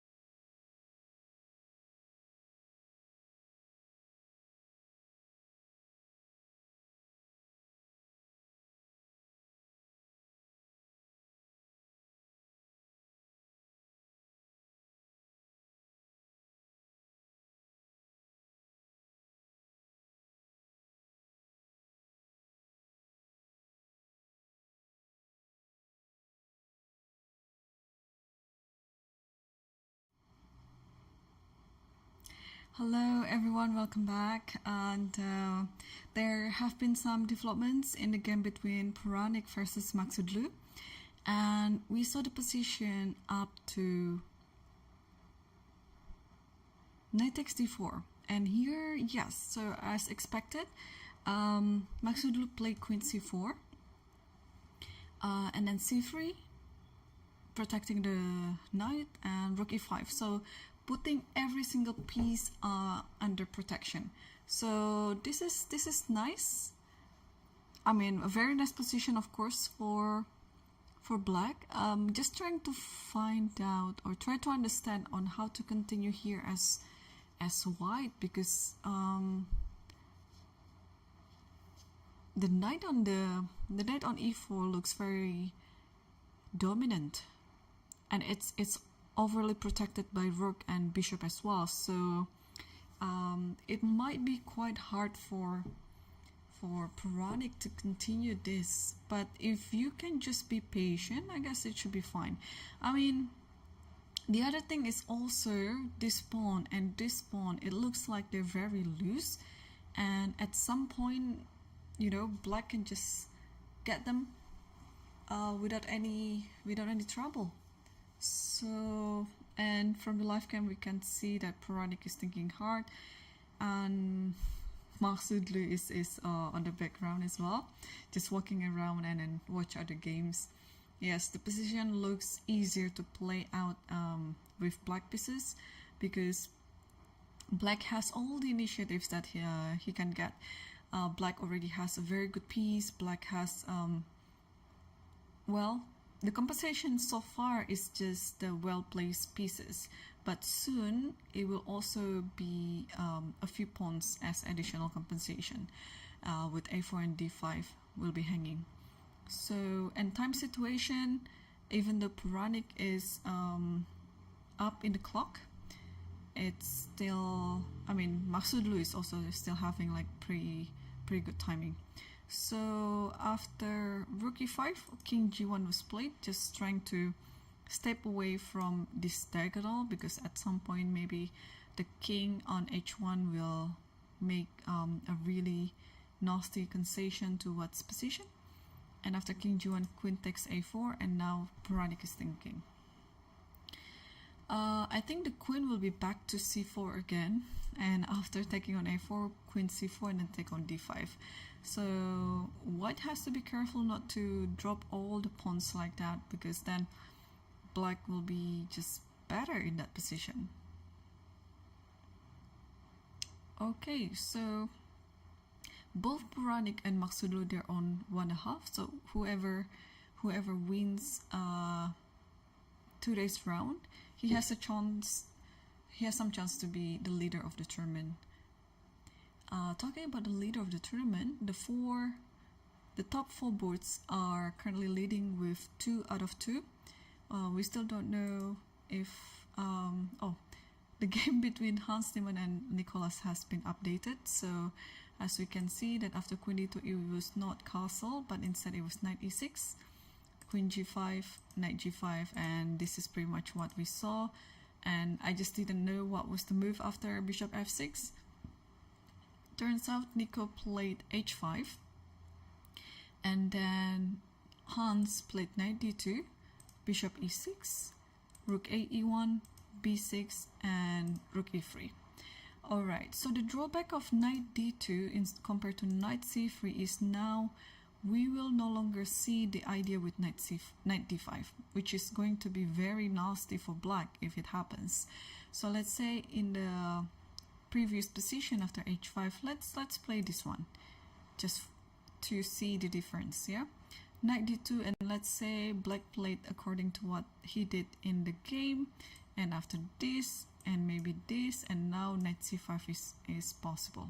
Knight d5 is possible, because after you take it, then I'll take this, and maybe before taking the bishop, you want to take on the knight first, and in the endgame you will be left with an extra pawn. Now with the knight on d2, it gives the chance for black to consolidate the position, because you don't have this extra idea with knight d5. although the position is looking nice, of course, for white, but it would be just nice to have like a more aggressive idea up in your sleeve. So bishop e6, rook a e1 and b6, and rook e3. And now this rook lift is of course very interesting. In a way, it looks like we're playing in a like in Berlin type of position where the king, you know, cannot castle, and the king will have to make a artificial castling by doing king. Okay, in the Berlin it's king d8, king c8, king b7. But now, unfortunately, if you play king d7, because the idea of rook e3 is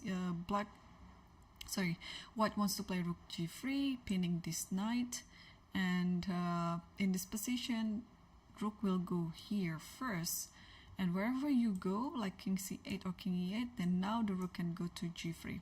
Compared to if you go king d7 and rook here immediately, there is this knight h7, and I think black stands fine in this position. So black has to be really careful in this position, not to lose on the spot. And now maybe the best move is just simply to play knight h7, and when the bishop goes here, then now you can do what you normally would do in the Berlin, that you want to connect the rooks and then put the king into a safer side and or a safer square. So in this position, even if there is a check like this, the king can just hide to c8, followed by king b7, and the rooks are connected, and then you just have to try to remaneuver the knight again, and black will be fine. So that is my take on this position. I think first of all, knight h7 has to be played. It doesn't matter where the bishop goes, especially of course when the bishop goes around this diagonal like this, you can play king d7. And if the bishop goes elsewhere, like for example here, now you can actually use the tempo to just play long castle. And I don't think I'm exaggerating to say that in this position I like black better. Maybe black is a little bit better in this one, just because of the activity of the rooks are better than the pair of rooks that white has. So yep, we'll see. I see on the live cams some moves are being played. We will be able to see what the moves are soon in our broadcast.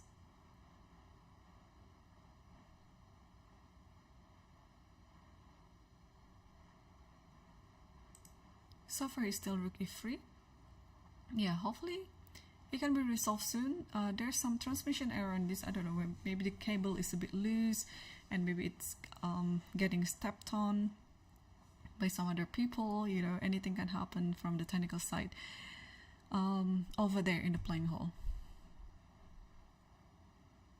Yeah, I actually not sure what happened. Let me check my camera again. All I can see is, or maybe Theodore hasn't played yet. It's just, what did he do? He played c5.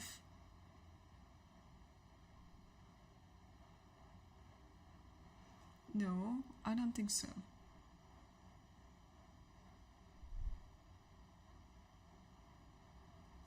Yeah, I have to wait for it to be resolved again.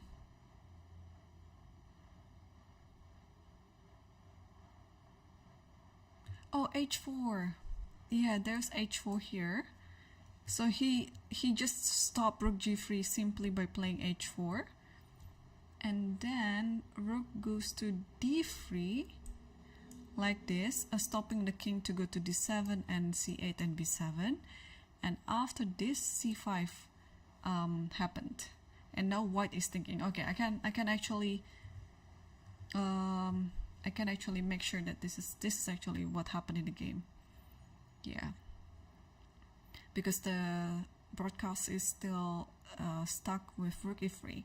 So after a few moves, this is what happened. So this makes a lot of sense for both sides.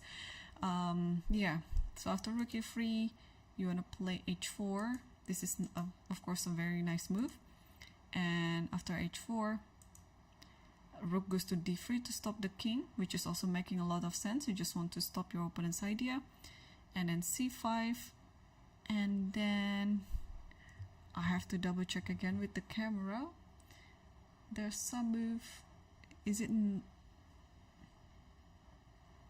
b3? Is it b3? I don't think it's c3. Yeah, it should be b3. b3 like this. Yeah, you're just stopping everything there. Yeah, I like the other one better though.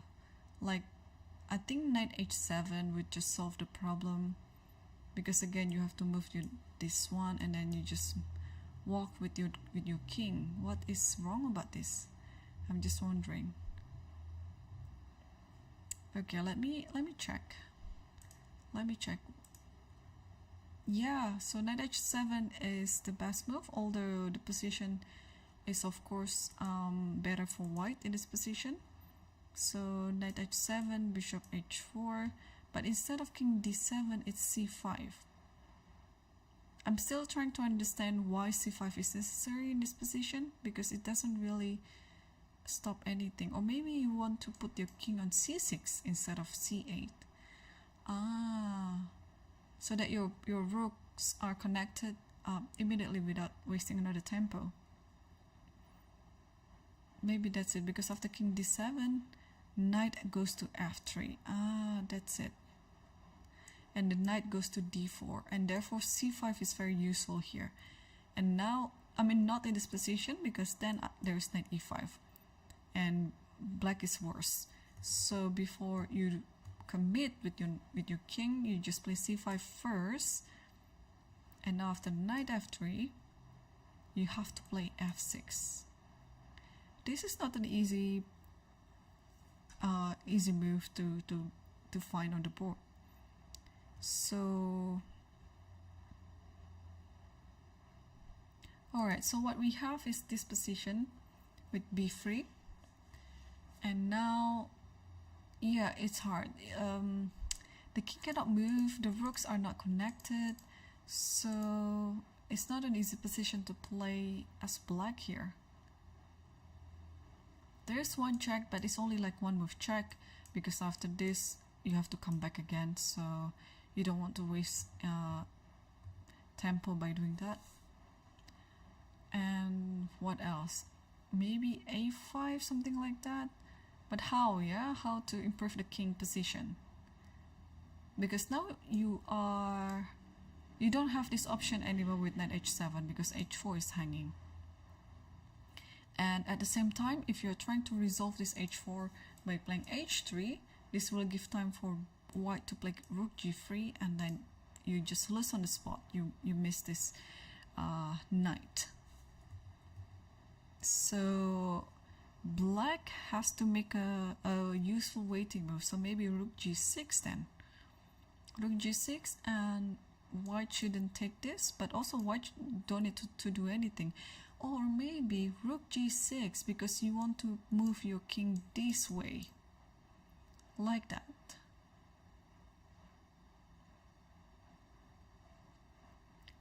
And also maybe rook g6 so that you can play h3, because now rook g3 you can just play knight h7.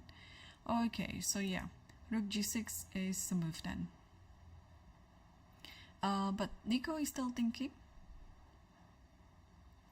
Yeah, rook g6 might be the move, because I think I can understand why he is hesitant to move the knight to h7. It's because the knight wants to be ready to meet knight f3 in case it happens. Because knight f3 and then knight e5, you know, when the knight is centered like that, white is just going to be better.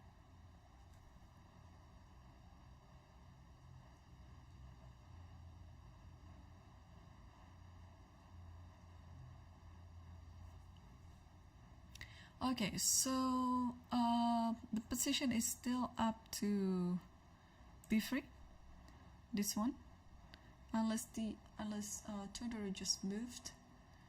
Oh, let's check the camera again. It's a bit too far.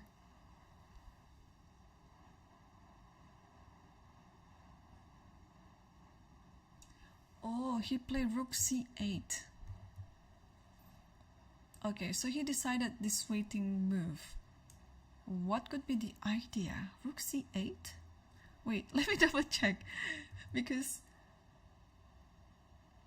yeah, there is no rook on a8 anymore. And there looks like some piece behind the c7 pawn.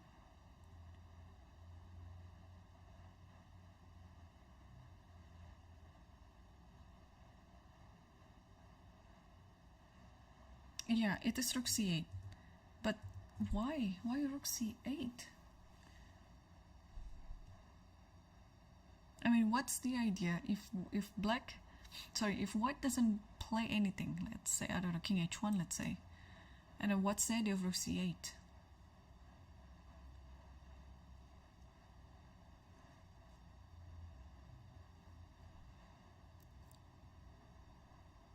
No, I don't understand this.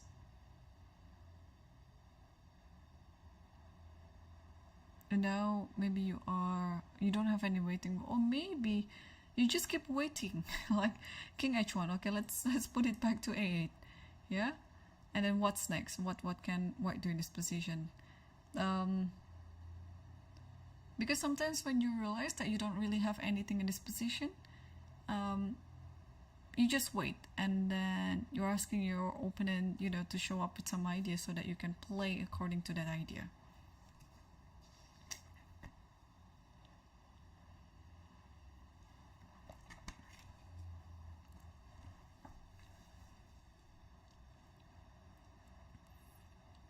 All right, let's hope that this board getting resolved soon. Okay, both players are coming back to their boards. It would be interesting to see the time situation, but yeah, this transmission error is not enabling us to see what is going on in that board. And c4. So rook c8, and Hans played c4. This is actually also very interesting, that after c4, you might want to go back with the knight to b1, followed by knight c3, followed by knight d5. I mean, this type of like a Maraxi setup for the pawn formation is a better setup now for white. Now I think, I mean, this rook c8 move, it doesn't have any idea, and it might be just making the position worse and worse for black here. Because now after c4, one idea is there, and I think it's quite decent. The other idea, what could be the other idea?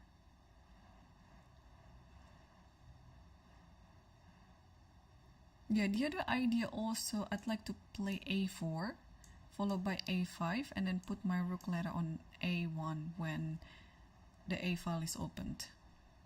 It's gonna be a tough situation for Nico right now, especially if he has to keep making waiting moves. He will be running out with all these waiting moves, like useful waiting moves, while at the same time white is just preparing for all of the ideas. Like, actually there is no stopping white of combining those ideas. That a4 a5 idea can happen too, followed by knight b1 knight c3, and then use both ideas in this position. But of course you have to be careful about this e4 pawn. Maybe you play it rather slowly, because I don't see why not you put the king on e3, actively protecting e4, and then after that your knight can be moved freely. Yeah, I think Theo realized what happened right now. He has such a good run so far. Yesterday he beat the first seeded of the tournament, Arjun Erigaisi, in a very beautiful game. So if you missed yesterday's action, please see also the broadcast from yesterday, or just see the game too. It's fine. Yeah, it was really interesting. Okay, so let's move on to other boards while we are waiting for this board to be resolved.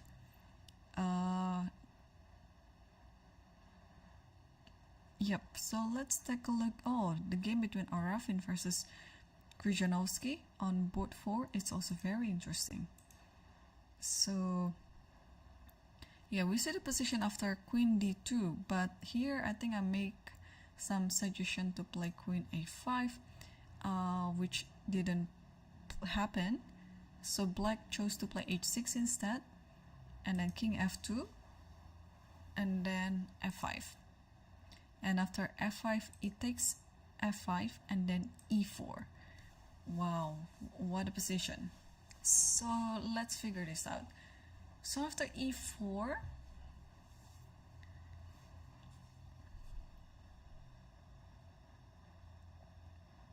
if you take on this, it will take on this, and queen takes. And to be honest, it looked just fine for white. Maybe you would like to play here so that you can play bishop f5.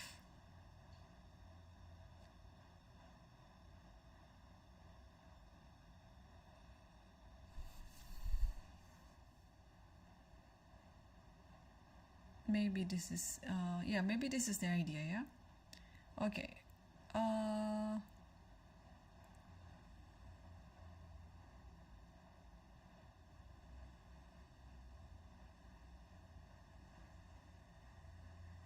Yeah, alright, so after e4, let's play taking on e4, but which piece, bishop or pawn? Let's take it with this one first, just to show it. Is this pawn sacrifice work? Are you going to take on h5? It's a bit hard to believe because after g3 it's just a pawn down, right? I mean a piece down. Like here I can take on f5, I can just take on here, doesn't matter. So you cannot take on h4. What can you do? If you go here, then just g4 and so on. So this is not going to happen for sure. But what else here? If I just simply take this, what else? Knight e5?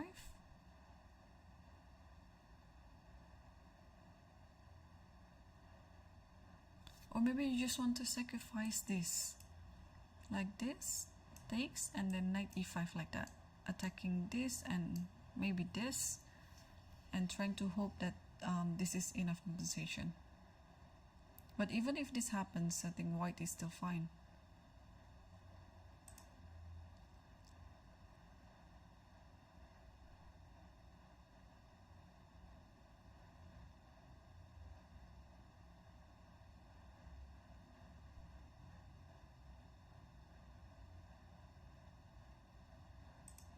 Yeah, I don't understand. Okay, so yeah, I'll just take this pawn. Okay, oh, we haven't taken a look if f takes e4. But I think it's f takes e4, then you just simply put knight e5, and maybe the position is fine for black, even though black has 2 pawns down now. But again, is it enough of compensation here?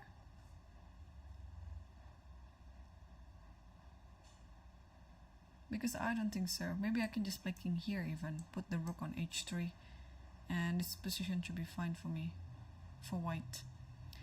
So okay, so after e4, white is left with many good options. However you take it, I think white is fine. And Arafin is reaching it out with the bishop. So he took this one with the bishop, like this. And yeah, I'm just wondering what Marcin has in mind after bishop takes e4. Could he overlook some variation?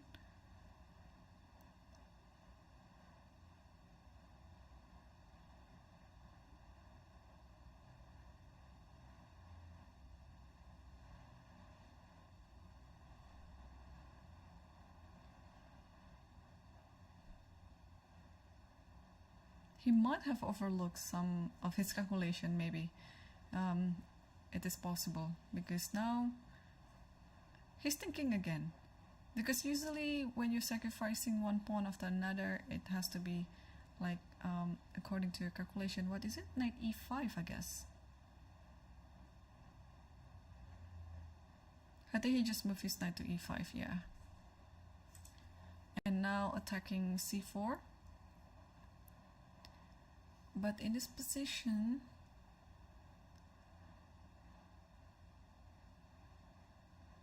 I'm so tempted on taking this. Might be a bit too... I might be a bit too ambitious, but it is just one of the ideas that I have. Okay, let's say I takes. And what to do with this knight? If you go here, I'll go here. It's pretty much GG. So if you go here, which is making a lot of sense. Oh, gotta be careful with this check, and then check here, and then forking the king and the queen. But here maybe I can give a check first. Maybe king here.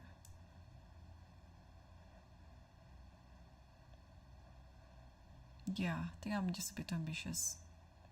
So instead of taking on h6, Aravin played at f4. Yeah, I think of course this is a better move. Yeah, offering the trade so that if this happens, probably queen goes to d3 or goes to e2, so that after knight e5 is not under attack. And now after this, maybe just this. Yeah, and then this and this, and something like after this, then you can go g4, king here will be nestled safely. So yes, so knight f4 looks like a really good move. Yeah, because if you take this, this doesn't help black's position at all. Like, okay, you have the pawn back on c4, but then let's say I played this, and then you have to come back, and then just take a look. All of white's pieces is overwhelming again with this idea. g4, king g3, and then white stands better. And Aravin also has a better time situation right now. So yeah, so he's controlling the game. Let's come back to the first board between Tabatabai versus Murzin. We have left it in a while. After castling f5, king b1, we saw this position, and then a6, getting ready of b5, and after g3, b5, then knight h4, surprisingly. Wait, is this for real?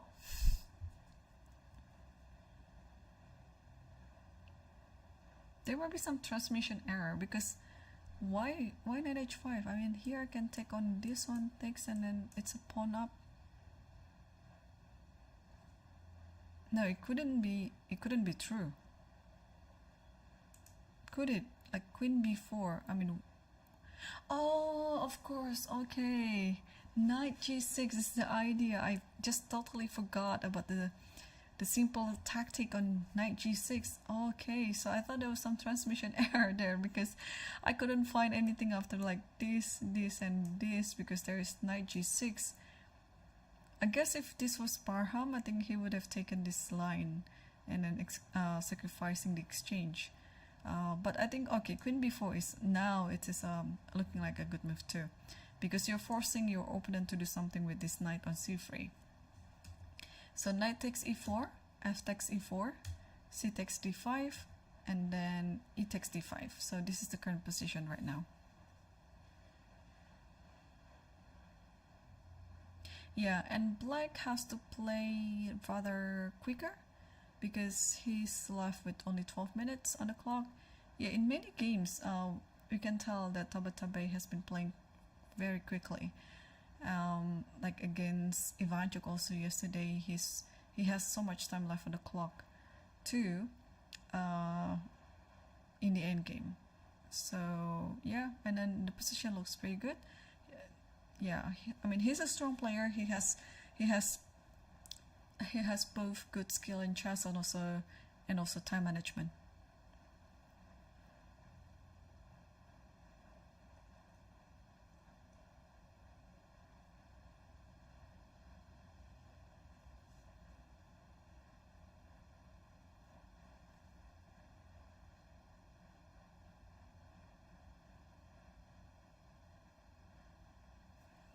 All right, let's come back if board 3. Oh, so okay, so I was wrong then. So what happened was, oh, he played rook g6. So okay, that's good. That's a good sign. And then rook d3 and c5. Okay, so instead of h4, he played rook g6. All right, so b3, and then we saw this position. And knight h7, bishop h4, knight goes back to g5. And now e5. Wow, it's setting up for this knight e4 at some point, maybe after taking or after rook g3 maybe. So, and after bishop g4, rook f2.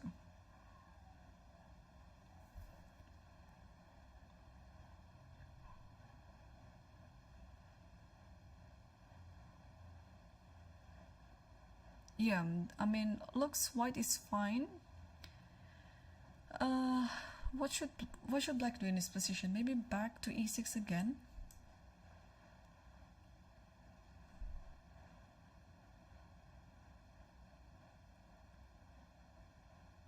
Because now the threat is knight h3. But if that happens, okay, I was just wondering if taking this and knight e4 works. Okay, this one is hanging.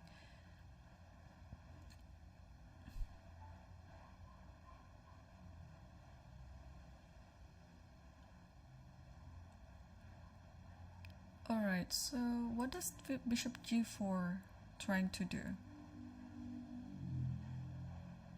Maybe just waiting move. Okay, then what is this rook f4? Maybe also waiting move.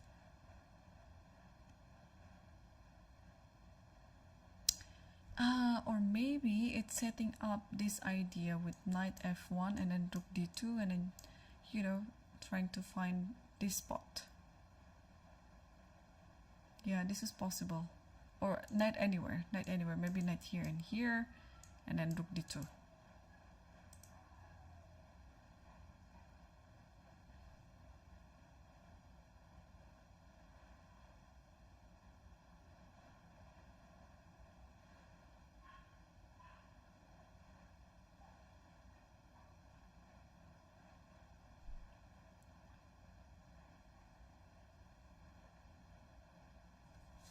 Alright, so I don't have the time situation for the players, but I assume that Hans has lots of time on the clock because he didn't make his moves too long compared to Theodore. He's been thinking pretty much long time for every move. So yeah, things are not looking good for black here.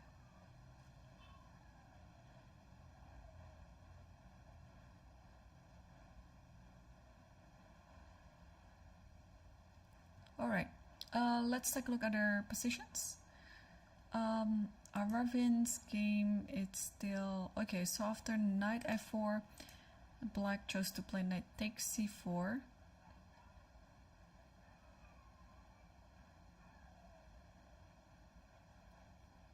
And now where does this queen go? We were wondering. I think the queen goes to e2, trying to, trying to attack the knight on c4, while also taking into account that if going to d3, the knight will go back to e5 with an immediate attack on d3. So maybe queen e2 is a safer move. And now if you take like this, for example, I'll just take it back, and if the knight goes back here, then now of course you take this, of course, and now if you take this, then I can just take like this. But Arvin is still thinking, and he still has so much time on the clock as well, so he's fine.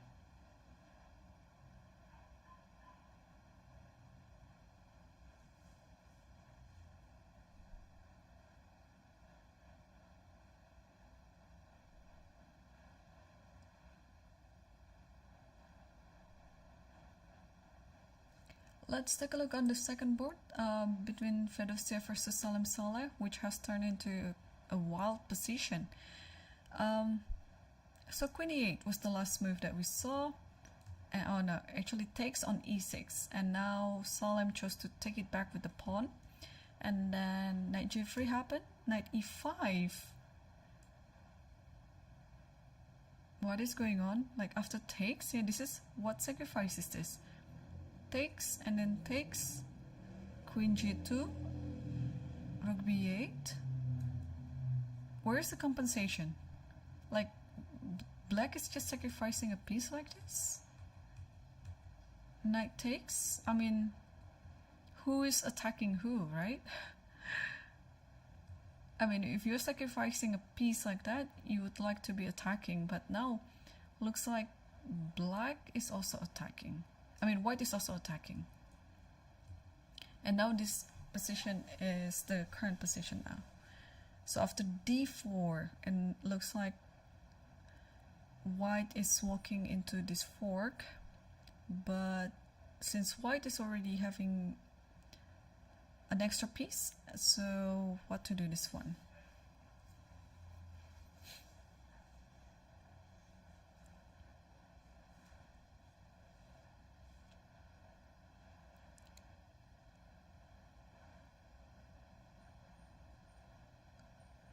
What is... Wow. Wow. Rook dg1, hang on. What is the idea? So, let me take one of the piece. Yeah, let's take this because it looks like it's more direct to the king. What is the idea? Are you going to play this? Check, and then let's take this and take this. Is it what? No, it can't be because there is this check and then followed by bishop d3. So after d takes c3, I think you have to take like this. But let's say you take it again. And now can this happen? Check, and then takes, and then takes, and then... Okay, if the king goes here, I think you just want to play e5 or... Yeah, e5 with this idea or this idea. So the king needs to go here. But then, this bishop h6. Wow. It's very clever by Fedosiev. It's like, it's a long line. Bishop here, because then after this is almost game over. Like if you do this, of course, this one is there. If you take, of course, this one is there. Let's say you play rook here, you can still just keep giving checks like this, and after this maybe you just go here and then grab this pawn and then threatening for a checkmate, which eventually you have to sacrifice something like this. But okay, this is almost game over as well. So rook dg1, but I think still you have to take this one. At least you get your pawn back. But here white has to take it because otherwise c takes b2 is coming with a check. So b takes c3, and now just try to get ready for this knight f6. No, to be honest, this position is looking better for black now. Like bishop here maybe.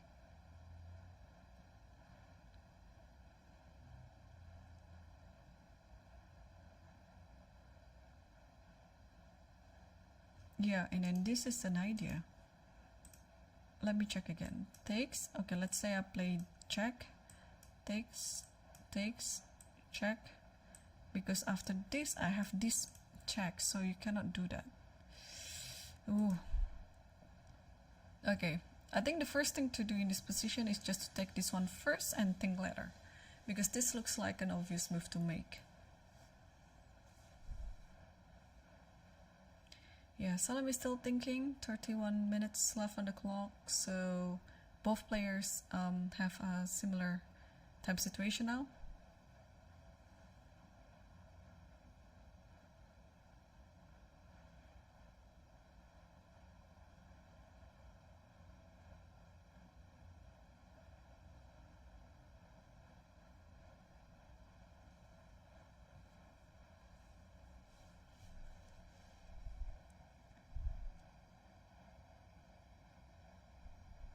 Yeah, but this is a critical position, right? I think all the boards in the top 5 boards, they're very, very interesting.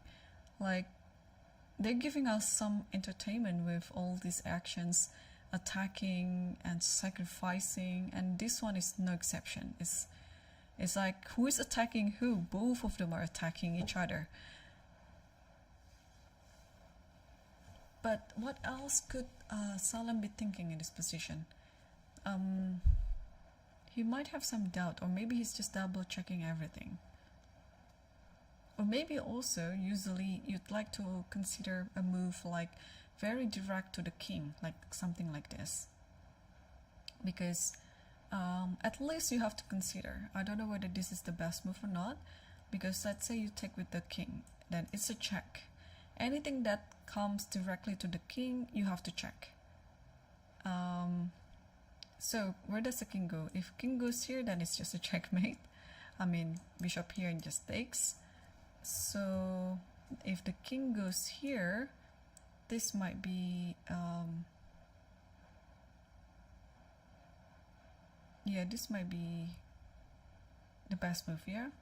Can I just play something like this? But now I think you can you play rook b1?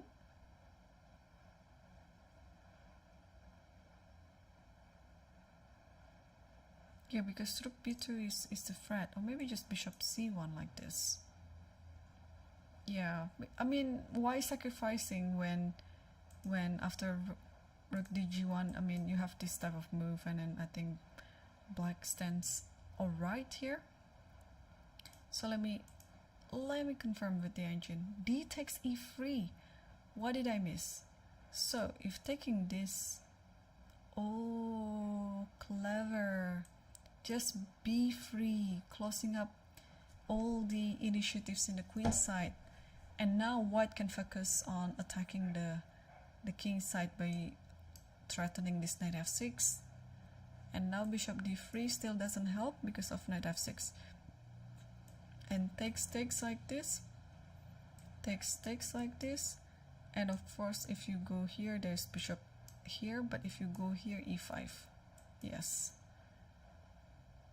And this is a better endgame for white. Wow. Okay, so but d takes e3 has happened. I mean, this is a more natural looking move. So the computer suggested to take the other piece instead, which is not easy to make, because it feels like you don't have an additional idea by taking e3, because you just simply take a piece. By taking c3, it's more understandable because you're trying to gain the piece back, while at the same time also you are trying to attack the king. But taking this one is better, because now after knight f6, you don't take it with the bishop, you take it with the rook. And this is how you're going to get the compensation.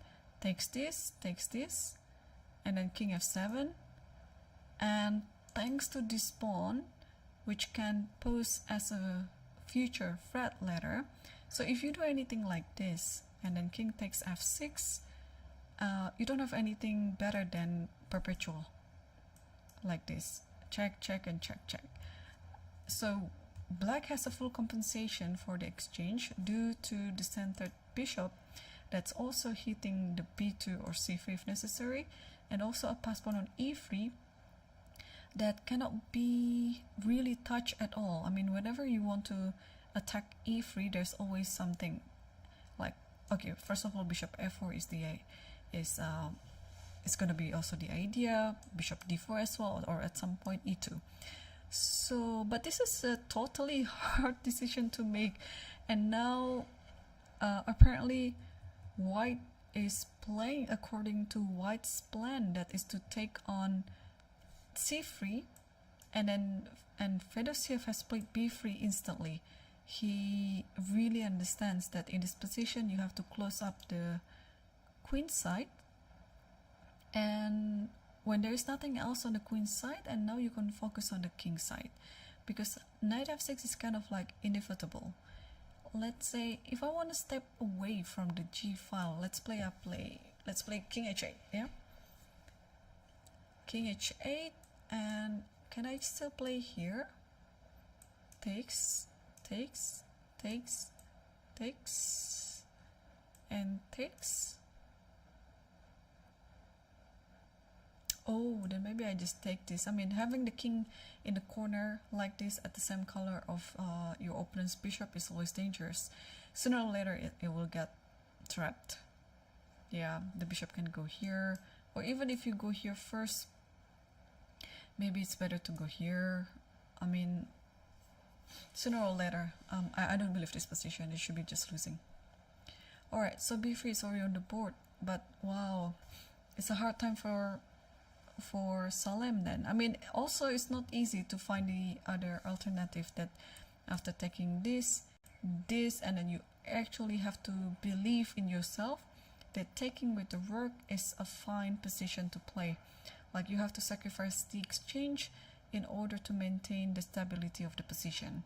Otherwise,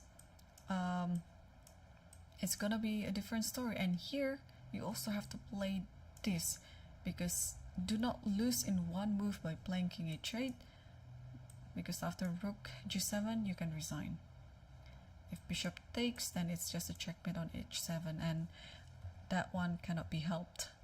So here it's making sense for you to just move up like this, and even something like this just takes. And if rook h6, and now you're preparing for rook g8, and now maybe I was just wondering, can I just take on f6? No, you cannot. Can I? If take on f6, check here, you have to play here, because otherwise it's a check on g8. But then what's next? Yeah, this might be still doable for black, but can I do something else?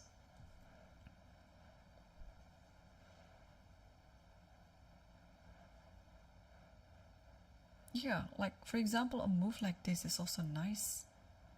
Oh, no, there's check, of course, there's check. Maybe I have to take anyway, but okay, this is hard. This is not too easy, but now Salem realized his mistake, because after b3 now he's back thinking hard again.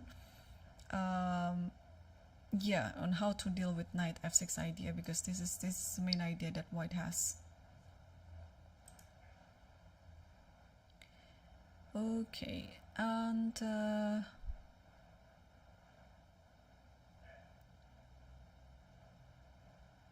yeah, the game between Puranik versus Maksudlu, it's becoming more interesting now. We saw the position up to queen c4 like this, c3 and rook e5, and king g1 takes a4, back to d7 takes a5, and knight goes to g5, very tricky, check here, king h1 and bishop e4 was the idea. So white play h4 so that whenever there is knight h3, the king can just hide on h2. So here bishop e4 first, check, and then king h2, sorry, king h7, and queen e2, actually attacking a checkmate here on h5. So bishop goes back to g6. The knight on g5 is still under attack, but this is a nice discovery, because the rook is now attacking the queen, and when the queen moves, then the knight moves again, attacking the queen. I think Parham is having fun here. So queen goes to g2, queen c7. What is the idea? Because I would actually play something like queen g4 maybe, trying to attack the g3 pawn. Queen c7. It's a bit confusing to me. Are you going to take on here? No. It's a bit too much of a sacrifice.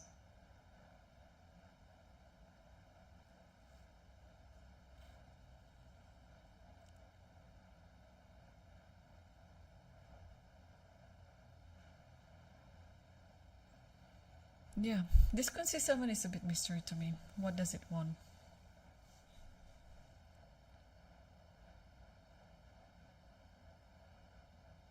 But things are looking great for black. I mean, black has the compensation, and yeah.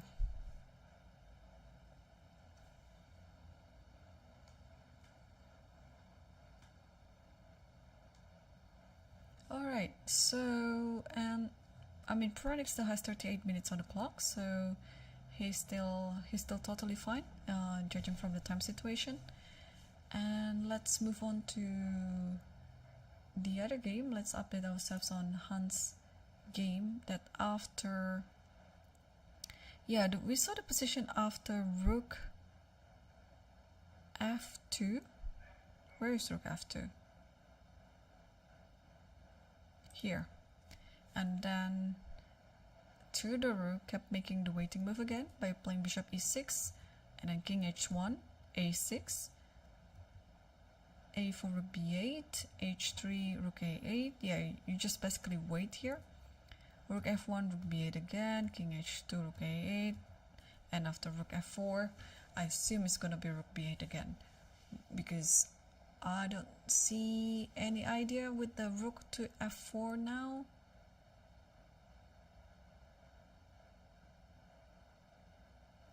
Yeah, you don't want to commit playing a5 here, because then this knight will be able to occupy these squares.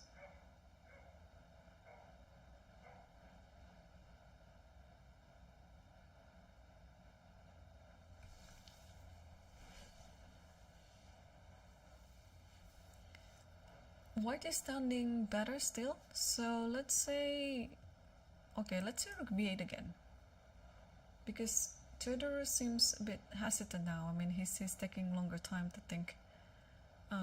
If he realized that he can only play the waiting moves, then he would have done this immediately, unless Hans has some hidden idea behind rook f4. Oh, I see. This b4 is a threat, because if you take this, then rook here, and now the idea is to play knight e4, attacking this knight, because then you have a back rank checkmate like that. Wow, okay, so we finally figure out what is the idea. Also, at the same time, I was talking about earlier that if you want to stop b4 and then you play a5 here, then this knight will maneuver to here, here, and then you have all these options to play knight b5 or knight d5, and then whenever this pawn moves, then you can put your rook on d6. So you are forcing your opponent to make a sequence of weaknesses, which is not pleasant, of course.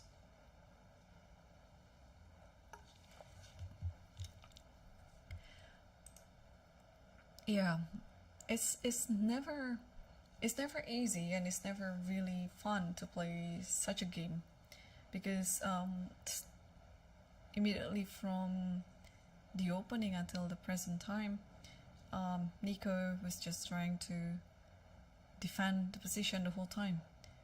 And yeah, it's a worse situation to be at in a tournament where you play a game where you know you have to defend that for many hours, and still, you know, you just have to do that anyway.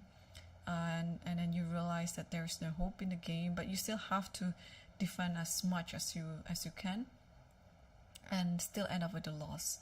I mean, I might call it too early, but I think Hans will win this game anyway, because he's been he's been thinking faster, so he must have more time on the clock right now, and he's taking all the initiatives in this game, while Black was just waiting and not really making any ideas. So rook b8 is already on the board. We shall see whether this idea with b4 takes and then rook here will happen. I think at the very least b4 will happen now. Black is not necessary to take it immediately, because you don't want to walk into this rook d4 and then having this back rank mate idea. So maybe after b4 you can force it by playing a5. So and this is nice, because but okay, this also gives like lots of weaknesses in the pawn structure. Yeah, let's say I take, and then now comes knight b3 and attacking this one. Like, how are you going to defend that? because whenever the rook moves something like this, you can totally take this. You don't have to be worried about that. Takes, let's say here. Where does this go? Like, let's say here, and then you still have this idea again, and then rook is coming. So I'm pretty sure b4 will happen either now or later. But if it happens later, it means Hans is just going to prepare b4 anyway. Maybe position the knight first, but I don't think so. I think now is the time. Now is the time to play b4. Otherwise, he wouldn't have played rook f4 beforehand, because the only idea of playing rook f4 is to double up on d4. Yeah, you can sense it. Yeah, that like from the gesture of the players here, that white is, you know, just taking his time. He's sipping his coffee. Yeah, not to be in a rush, because both the position on the board and the time situation, I think Hans is the one who is controlling the game. While we are waiting for Hans to make his move, let me see the updates of other games.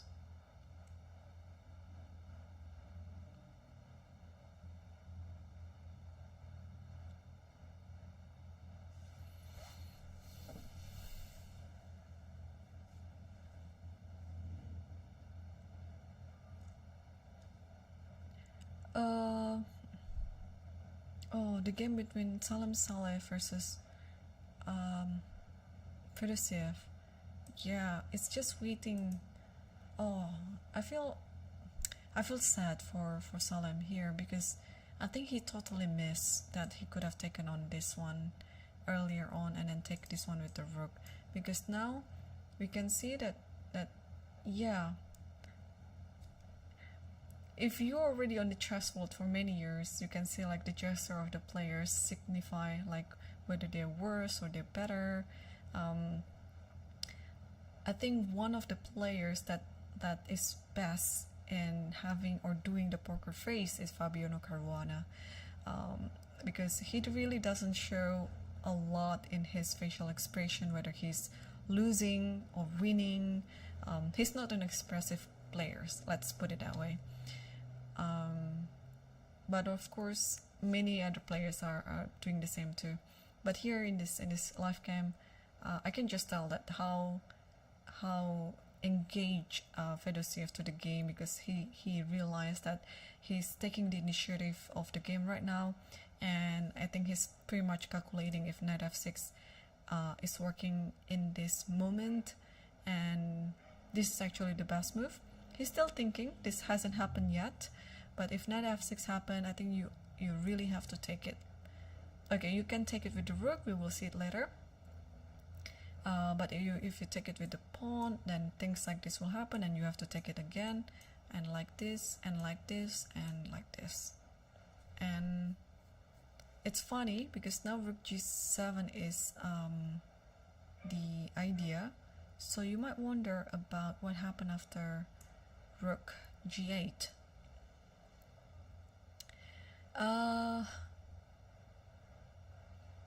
Can I just play rook here maybe? Or should I just win this? I mean, should white try to win it like patiently, like maybe takes and then just wins this one? Or I think it would be easier to keep the both rooks on the board, because then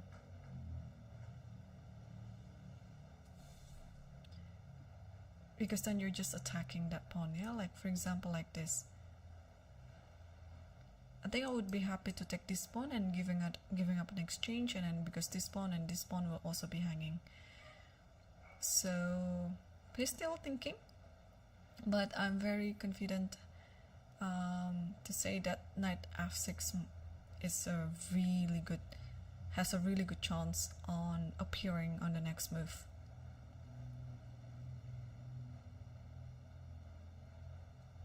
Alright, so let's come back to Hans' game, and he hasn't. No, he's being very patient. He didn't play before immediately. Is it a good idea though to play before in this position? I was just trying to check. Or maybe I'm a bit rushing it. Like this one, bishop f5. Yeah, I forgot that there is bishop f5, and this one is not possible, and you have to step away like this and then play like this. Maybe even this position looks fine for black, but there is a better move of knight f6.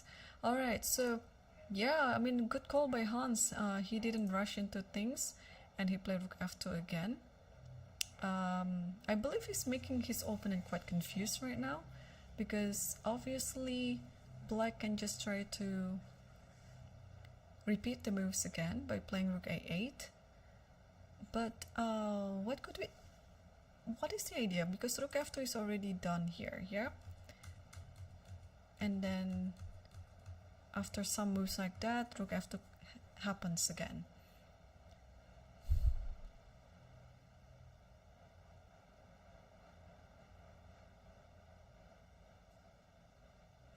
So now what happens actually if rook a8 and just wait like that?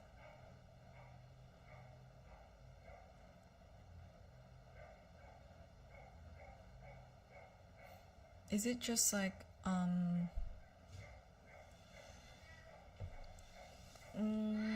what to do here?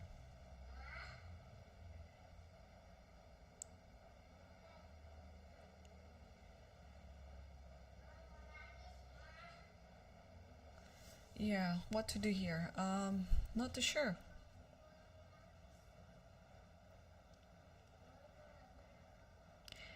Rook f2, rook a8. Well, Tudor is still thinking. So let's put it this way. Maybe okay.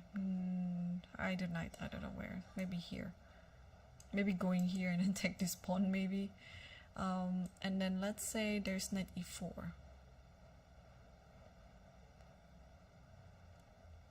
And then rook d1.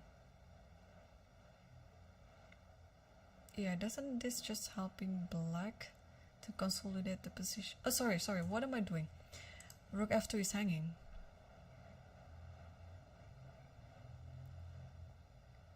So let's say I played this, and you have to come back, yeah? Or maybe that was the idea, that eventually you have to set up again. Tricky. And some moves have been played.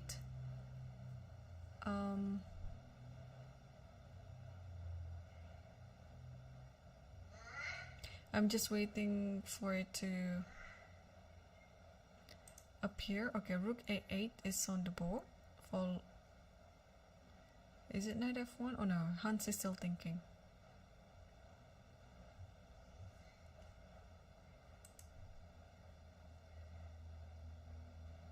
Hans is still thinking, and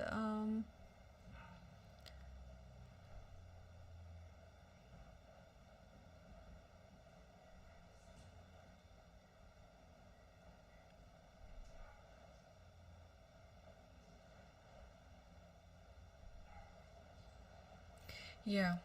Oh, and at the same time I was just checking other games, and instead of knight f6, we're just going to switch on the second board. Instead of knight f6, for those who have played queen h3, which also a preparation of knight f6. Wow, I didn't see this move. And also, additionally, I don't know whether this is a good idea or not. Additionally, this might be it. Bishop c5 with the discovery to bishop d3, and also you're attacking the rook on f8. So nice, a really nice move. So let's say you play king here, and knight f6, and you're actually threatening a checkmate in 2 moves, and you have to take. So let's say like that, and then now everything is under attack.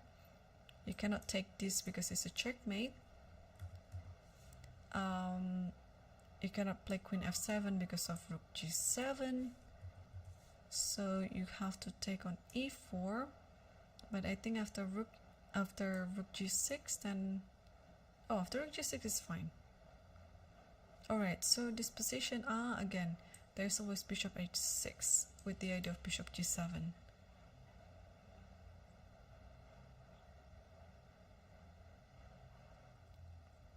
Yeah, so this wins too. Yeah, queen h3, and what to do? Knight f6 is coming. Can we play some move like king f7? Just want to, you know, escape from the attacking side.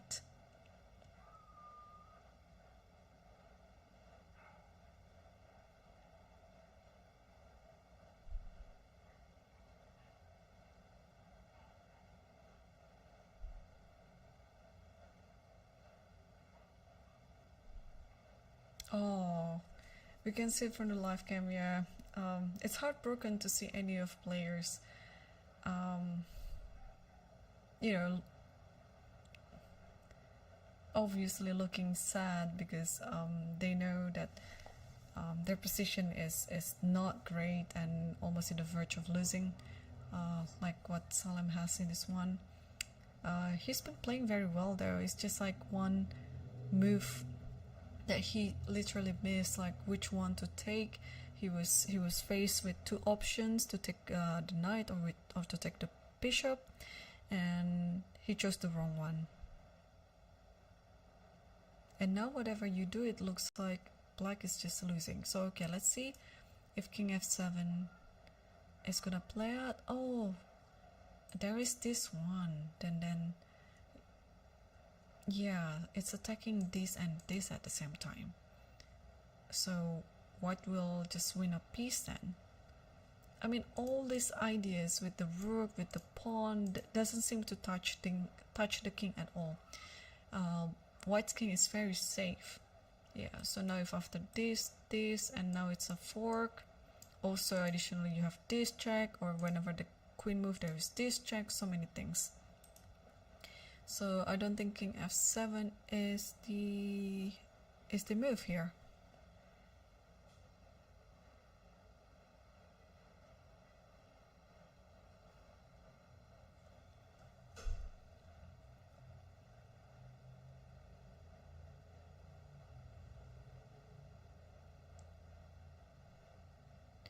Alright, let's switch to the first board,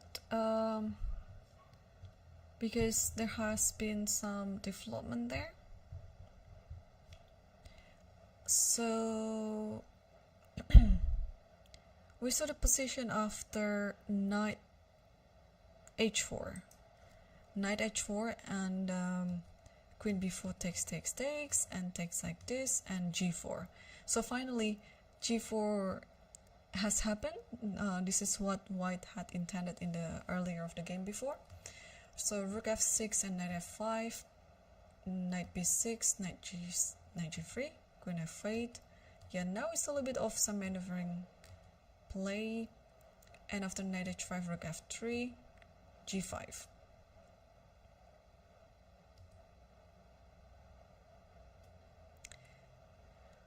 So in hindsight, I think you have to take on g5 anyway, like this, and after rook takes g5, maybe you want to cover this one by playing rook a7. I believe the position is still fine for black despite having all this sort of attack on g7, but I think everything is under control.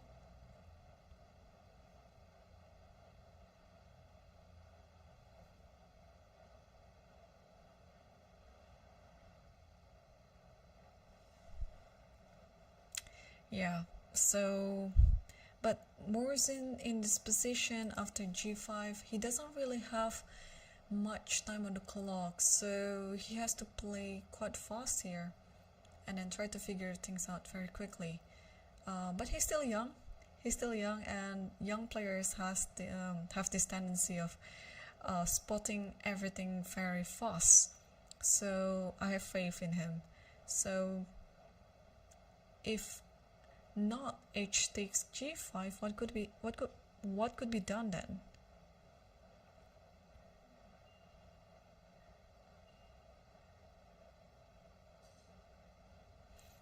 He might be actually considering this, because after this then rook takes here.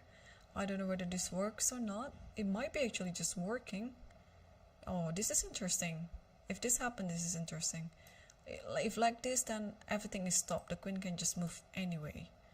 And if there is a check like this, then the king just steps away, and next move is this, and this should be fine for black now.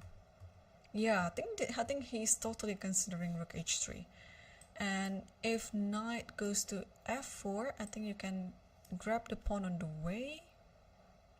But he didn't do that. He did something else. He played queen f7. A very tricky move too. Yeah, hitting the knight again. So the same scenario might happen. If this was taken, then you can just take on the knight. Then after this, then you can step away. Where to go? Here maybe? And there's almost nothing in white's position. So after queen f7, then if knight goes back to here, then maybe it's time for black to do something. Maybe close up the position by playing h5. And after g6 and queen f5, this is quite possible.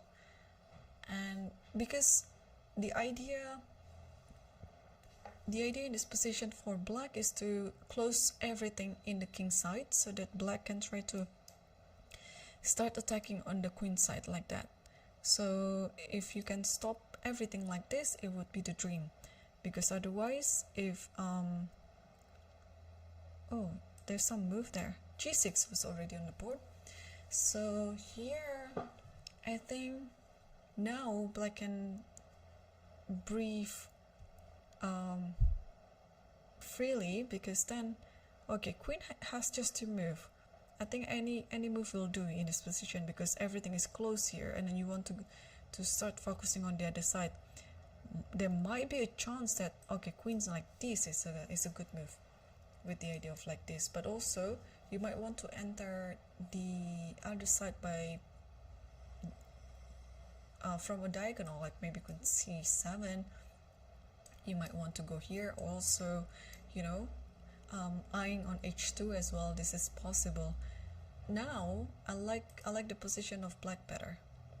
Alright, so there's a move already. He goes queen f8. So he tries to also protect the position around his king, while also at the same time, this always happen. This will happen for sure. Rook b8. I don't see anything. I mean, white is restricted, to be honest. Like, what can white do in this position? All the ideas that might happen on the board is just black's ideas. Like rook b8 is coming, maybe queen b4 followed by c3, things like that. And also a5 is interesting later on with this bishop moves, with this idea, and bishop d3, anything can happen. So yeah, black is totally fine here. And what black has to keep in mind is his time management, because he only has 3 minutes left on the clock for the remaining game. And let's switch back to game 3, because is something wrong in the transmission? Yes.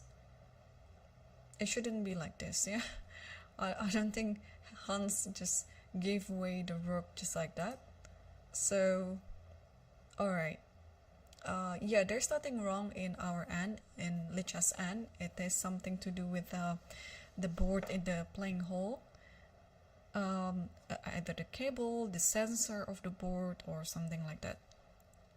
So let me figure things out. Like, what was Hans' last move? No, I cannot say it. I cannot I cannot find the move, it's too small for my eyes.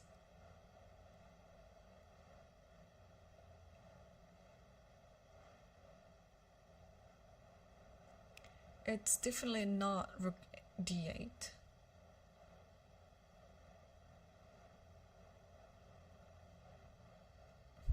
Okay, I hope it's been resolved.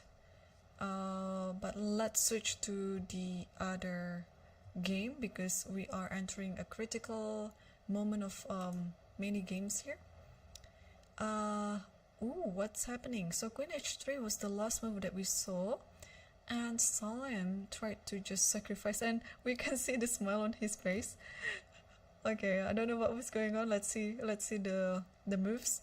So rook takes b3, and so white accepted the sacrifice, and then rook a8, king d1, takes on h5, another sacrifice again, check here.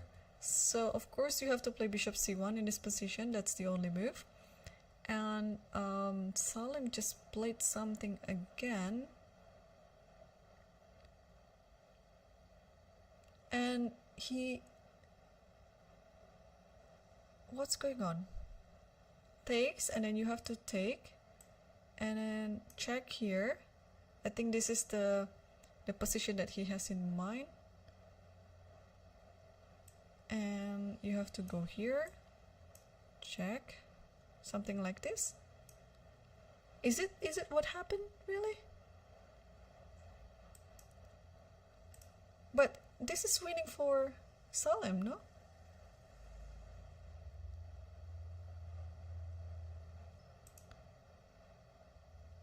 Yeah, oh my gosh. Whoa, right. Oh my gosh. What a swindle. What a swindle by Salim.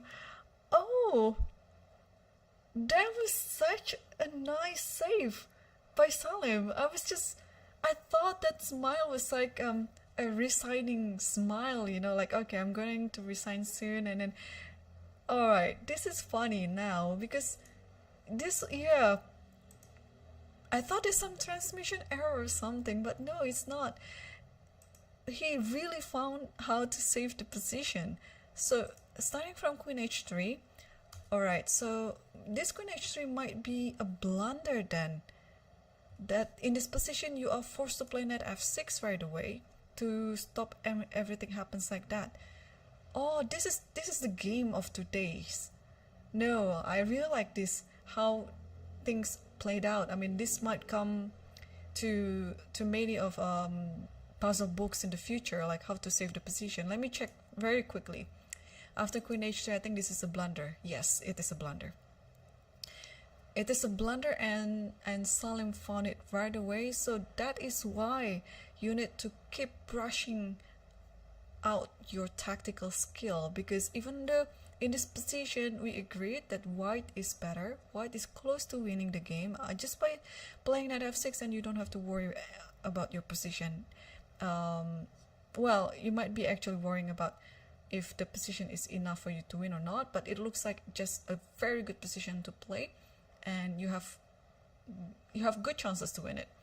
But instead, Fedosiev just blundered by playing queen h3, and Salim just found it right away, and he spent 4 minutes to calculate all of these things. Tactics, tactics, tactics. It can happen anytime, even when you are losing. Do not give up, because maybe your opponent would miss a tactic like this. Fedosiev, I think he's 2600 right now, but he used to be like 2700, and he still missed it. So I think on the other day he wouldn't have missed it. But this rook b3 looks, not only that it looks good, but it looks kind of like, I guess, obvious when you are desperate to save your position, and then somehow you found this tactic, and it looks just there, like you're being served in front of you. Like, the thing about tactics is you have to see two things, right? You have to see whether there's a check, or you have to see whether there's a capture.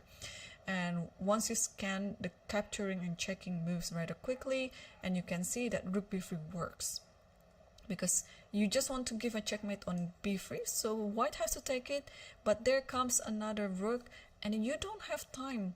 You really don't have time to play knight f6, because this you can just takes, and after takes this is still a checkmate. So rook 8 was there, and there is no saving it but king d1. But again, you can just play queen h5. It is another tactical move. You just, this is totally like a study, to be honest. It is a study that you see on Lichess puzzles feature or some books.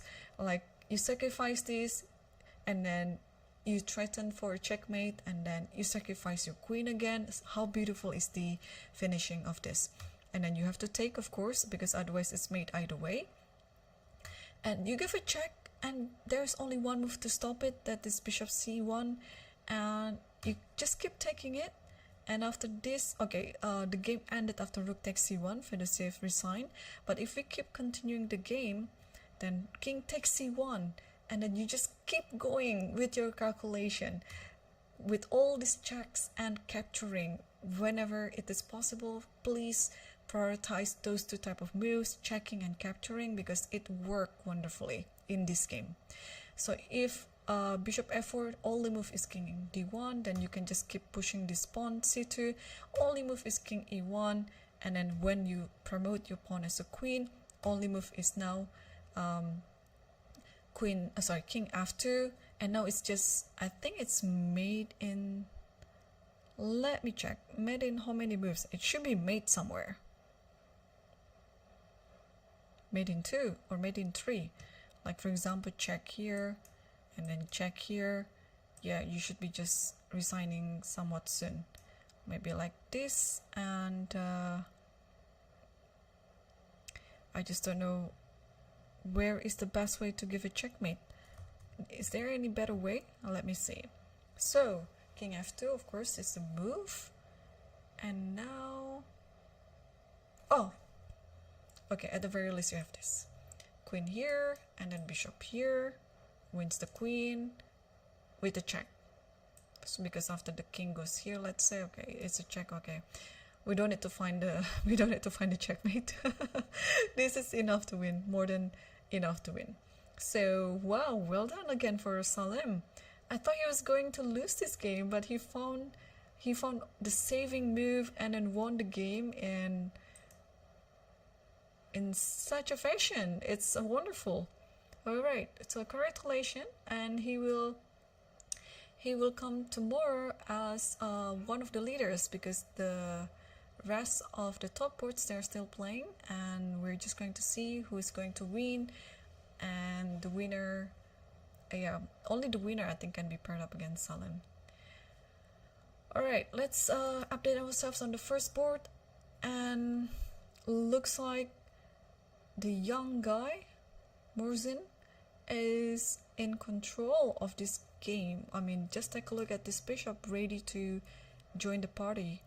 So queen f7 was the last move, queen f8, and then king a1, a5 first, b3, bishop a6, rook b1, and then queen d6. And this is the current position right now. So black is trying to attack both left and right, because in this position you cannot really take c4, otherwise you'll help the okay. I take back my words, but isn't it just better for black right now if you take it? Or maybe there is some idea with, okay, so you have to take on g6, because let me show you. If black takes c4, I think this is what Tabatabai had in mind, to play rook b7 and attacking g7.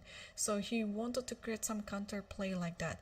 But Murzin was very attentive, and after taking on c4, he didn't take c4 back. Instead, he took on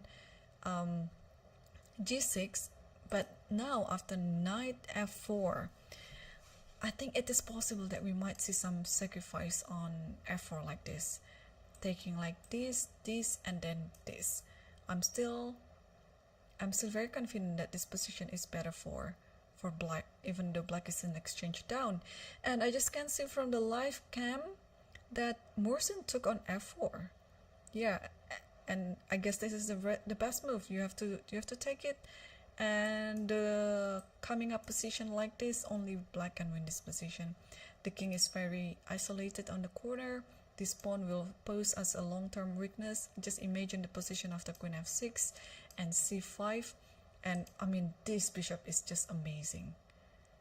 And well, the rook on a8 hasn't joined the party yet, but just wait until this rook is really up and running. The king can just hide on h7 if necessary, right? And yeah, this is going to be quite an upset today. But again, I might call it too early, even though black looks like it's better right now. Let's see how much better black is. Okay, 0.5. It is still safeable. Like, yeah, white is still able to save it, but we'll see. So if Morrison won, because Salem already won and both of them were playing with black pieces, we need somebody who is playing with white pieces and wins the game to play against one of them. And what just happened? So bishop takes c4 is the last move, and Tabatabai play queen c3.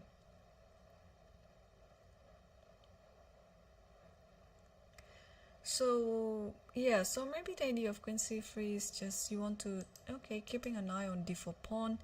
Maybe queen f6 now is fine. I'm also still thinking what to do with this rook, yeah?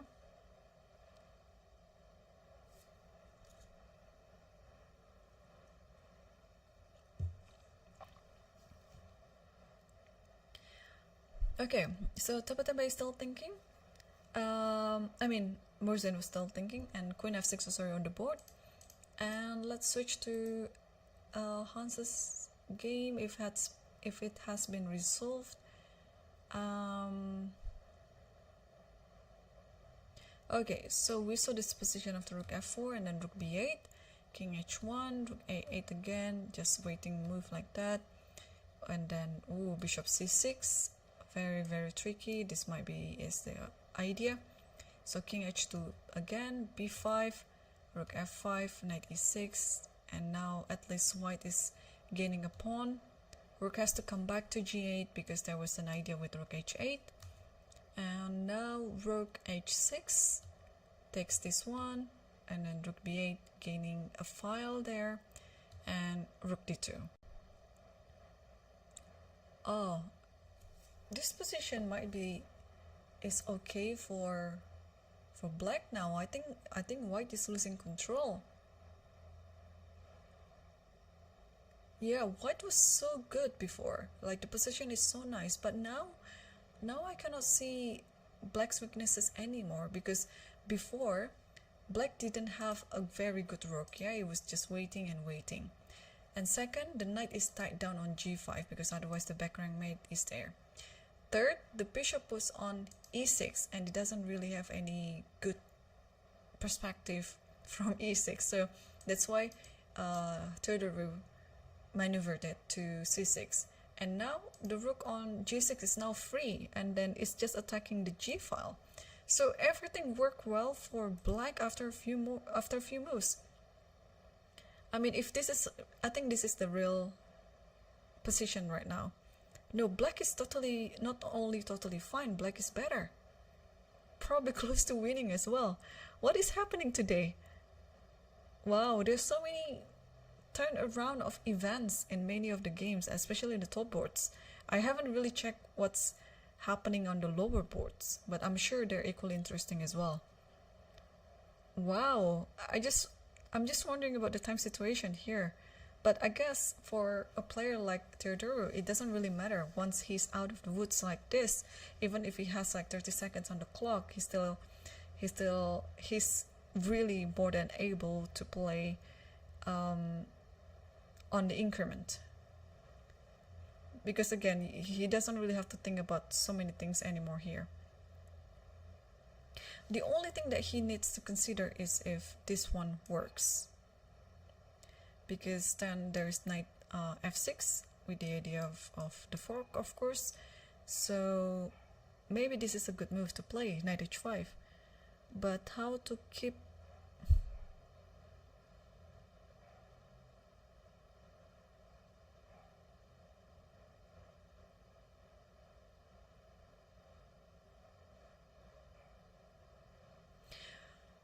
The first come to mind is to play something like rook here. it looks ridiculous.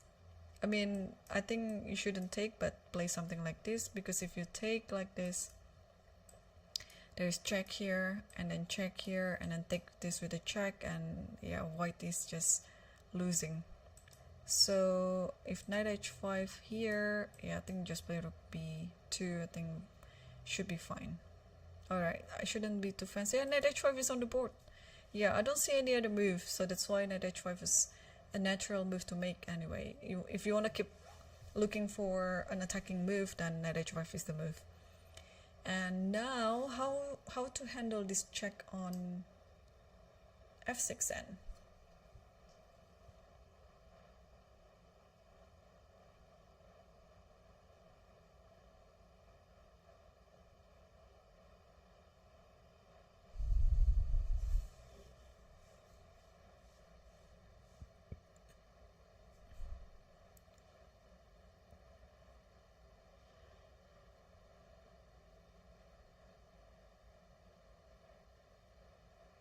Yeah, it's not too easy. I mean, I have this idea with king f8, but then after knight f6, what to do?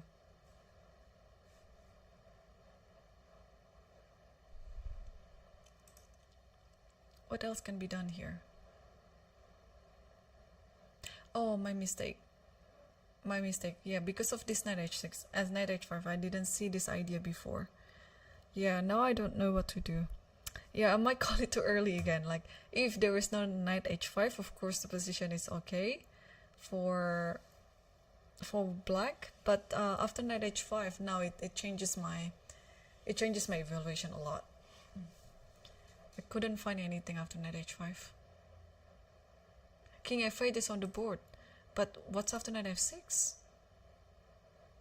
Because if you move your rook like this, then there's this check.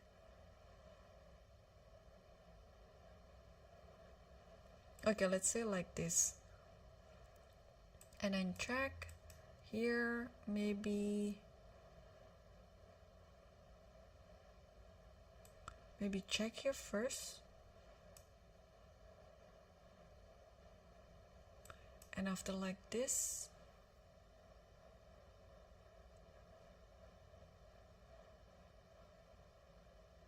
what about this actually? Check this. Ooh, the king is being hunted. So what happened was rook f2. Very nice. Yeah, how to save this knight now? Additionally, you always have this knight f6. Okay, if you play knight d4, which looks like the normal move to make,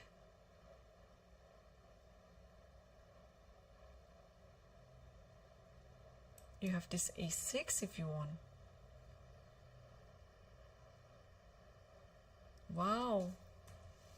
Wow, it's losing immediately.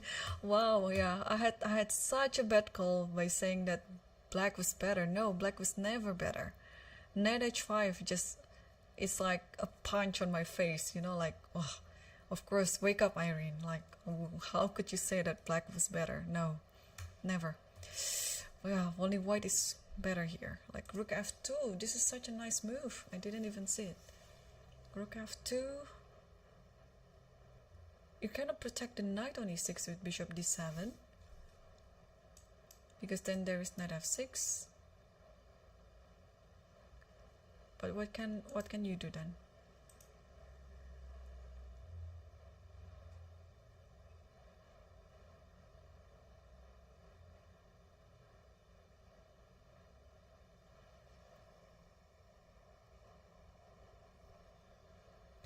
What was the move? Rook f1. Okay. Rook f1. was played by Theodore. Okay, so the idea is simple. Yeah, if you take this, then okay, takes this here. I don't think it's winning, is it? Like, let's say you go here, here, or maybe you are. Then after this, and then you're hitting both of these pawns. So okay, of course, Hans will not take the rook. But what can he do in this position?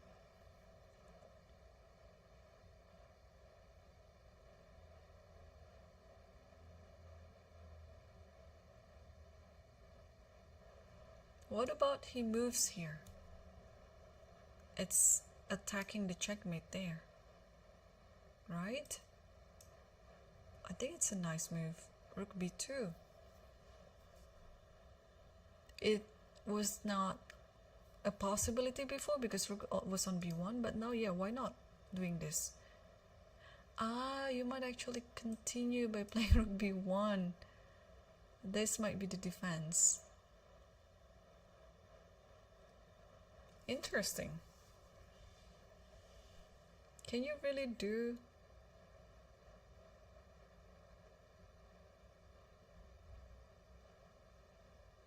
Then this might be just not winning, but maybe drawn if you take this. Like, check here, here. If here, then here. Because if you take this, then checkmate, yeah? Oh, even then there's... Okay, bishop e8, but then knight f6 maybe. But at the very least, you get this perpetual check. But okay. So what to move then?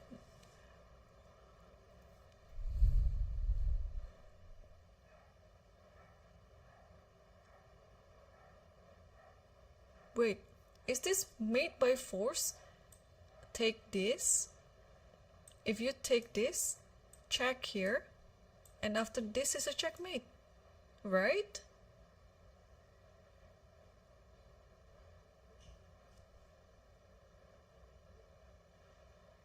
Oh no, it's not a checkmate. What am I doing? But it might... Oh my gosh, I'm so off today. I'm getting so tired.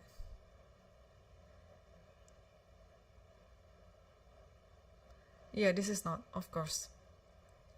I thought it was a checkmate.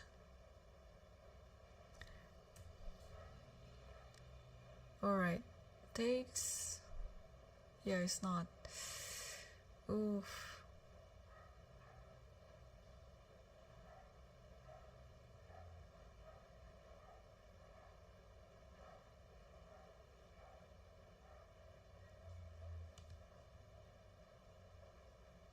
So rook b2 has happened and followed by rook b1. Okay, so we saw this position before.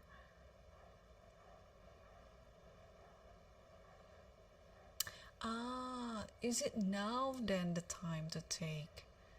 You cannot take this because of that checkmate that I showed you before, but now the rook is not on f1, so I cannot take this. So after rook takes e6, if you take the rook on e6, then I'll have this. Yes. Okay. No. Still no. Rook b. Alright. Rook takes g2. No. This is still not. This is still not done yet. Oh my gosh. Then it has to be a check here then. And after here, give a check here. Yeah. If you move elsewhere, not here, here or here, then this is just a piece up.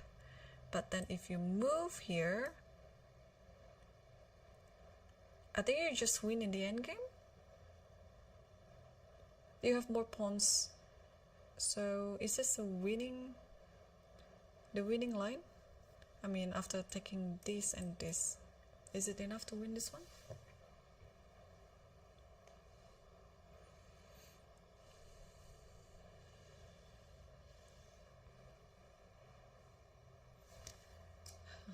Or is there anything better than that?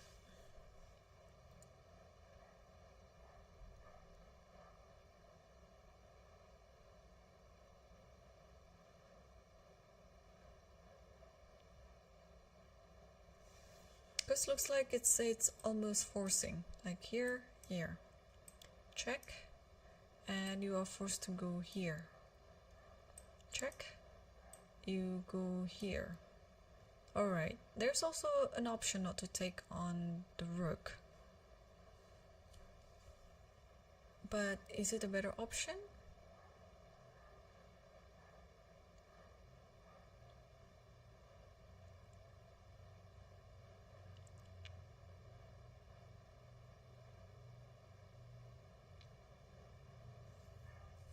Like, I still, yeah, I would still take the rook, but okay, let's say I'll play here, and then here, I just want to grab this pawn, and king has only one move here, and the knight is kind of trapped unless you give a check, but then how to defend the g2 pawn? Yeah, this might be some unnecessary risk that white is taking. Alright. But what else can we do in this position? I think Hans is looking for that endgame with opposite colored bishop, but he would have more pawns.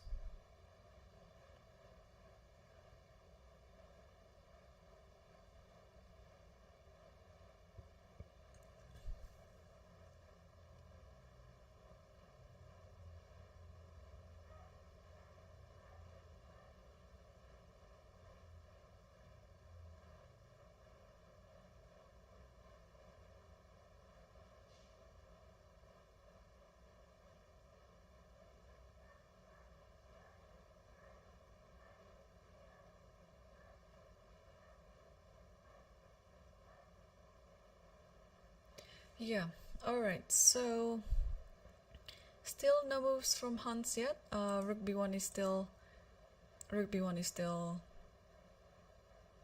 the last move here.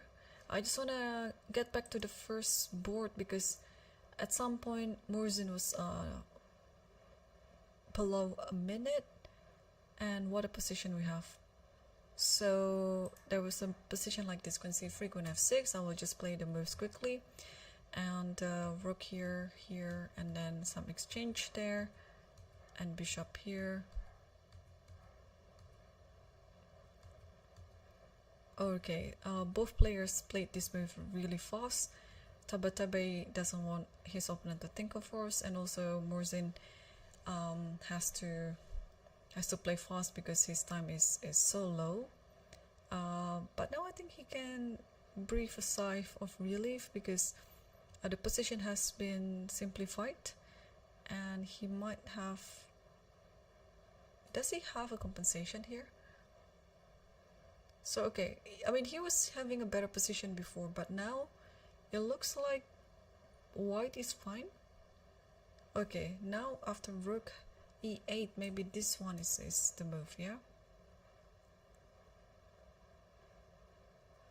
And then you have to play something like king like this, or but if king g8, then there's f5 and f6, so it's not really appetizing to play.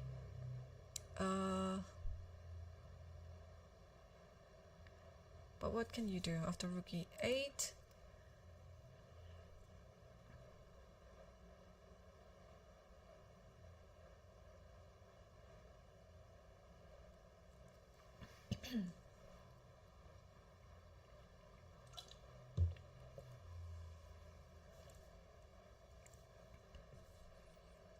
Okay, Tabatabai still has more time on the clock, so he's thinking right now, and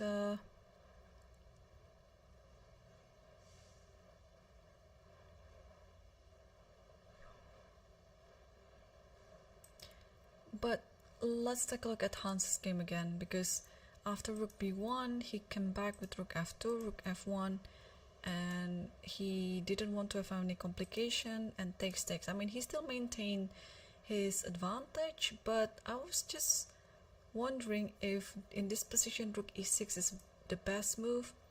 Apparently you have to go rook e2, but what's the idea? Yeah, oh, so that it doesn't have rook e1, because then you can just take on here. So in the following position, you have to play rook d2, and then if rook d1, or eventually you have to play rook e2 anyway, something like this, and then rook e2. And after rook f1 again, then yeah, then now that f6, rook g6, oops, mouse slip there, rook g6, not g5, check here, king g7, rook g8 maybe, or I think it should be, or rook c8 in the end. Okay, it's still not too easy to win straight forward.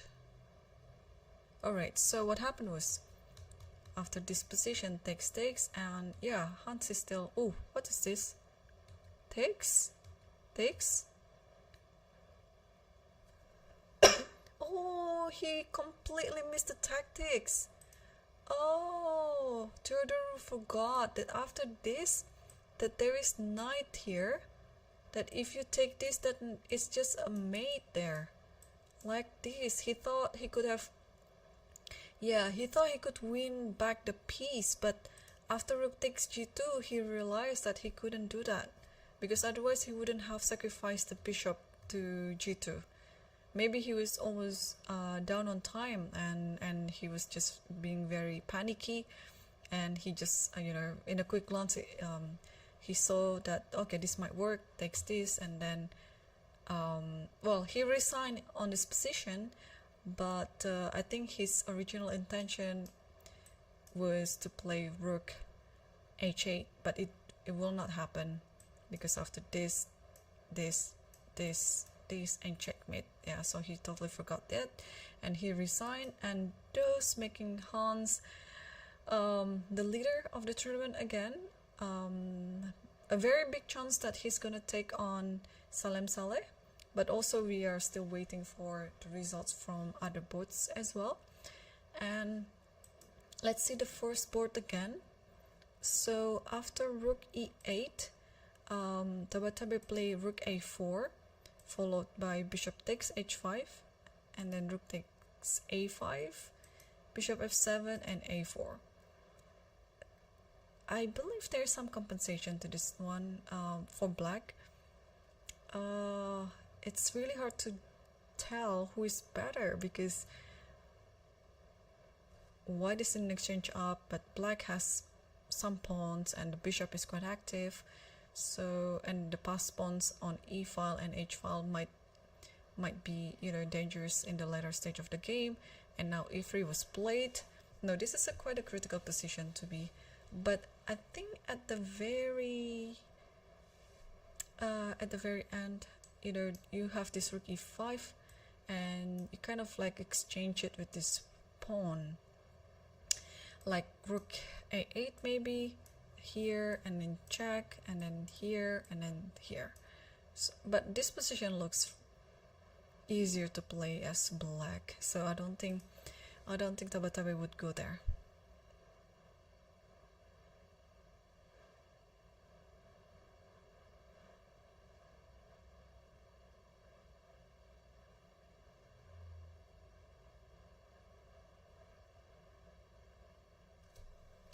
Okay.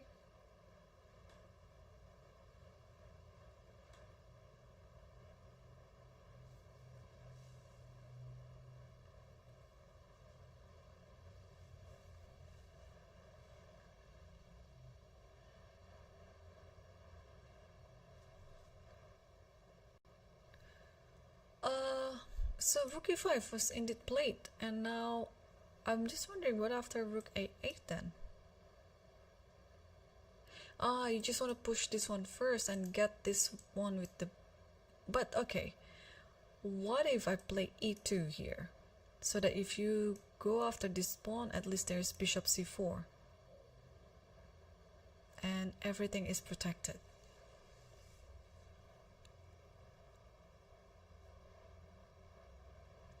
This hasn't happened yet, but I'm pretty sure...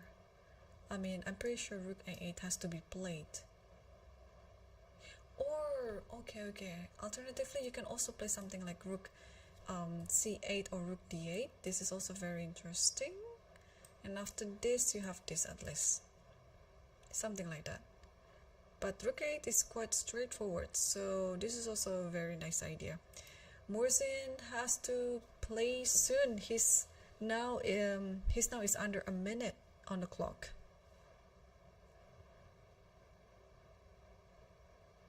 And what did he do?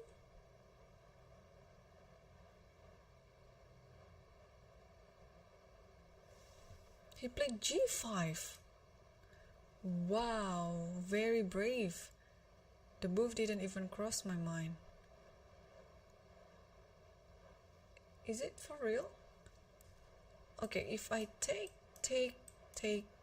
Ah, okay, then he just want to simplify everything, and this is like easy draw. Even if without all the pawns, just with the rook and the bishop, it's a draw. Like if this one, you can give this one for free too, fine. Like, and then yeah, and then this is gonna be a draw. But I was a bit surprised that he was not looking for more. Okay, so if takes, and then yeah, I think you have to take like this, and if you save this one, then it's gonna be, how is it gonna be? Dangerous maybe, but how? But after a5, what do you do? e2, but if e2, then a6.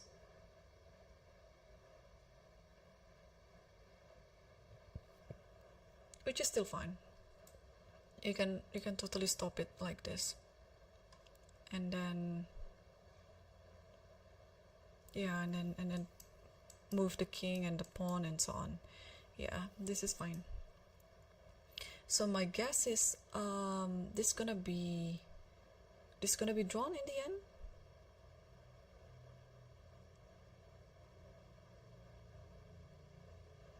Yeah, so I think Tabatabe was pushing for a win, and yeah, after this g5 move, everything will be simplified, most likely.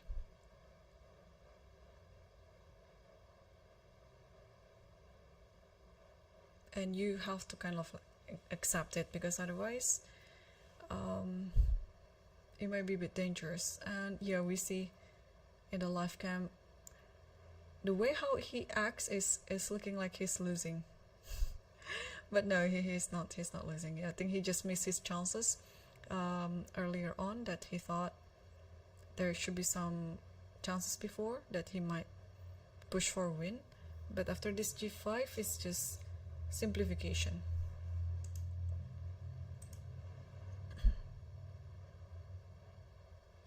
Okay, and let's move on to board 4 between Arafin versus Chithambaram, because this looks too interesting. Wait, is this really what's happening? So white is just winning then?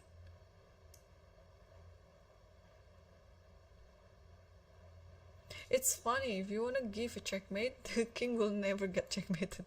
Check here, here, check here, here, check here, here again, check here, and here again. So white realized that all this check around, it will not help the position. So instead he just played king f3 and then setting up for some mating net. So in this position, I think this has to be done then, because otherwise, actually this is still fine. Maybe b4. No, b4 cannot be. Yeah, just typing away, and then now the bishop can go somewhere too, and then some mating net is there.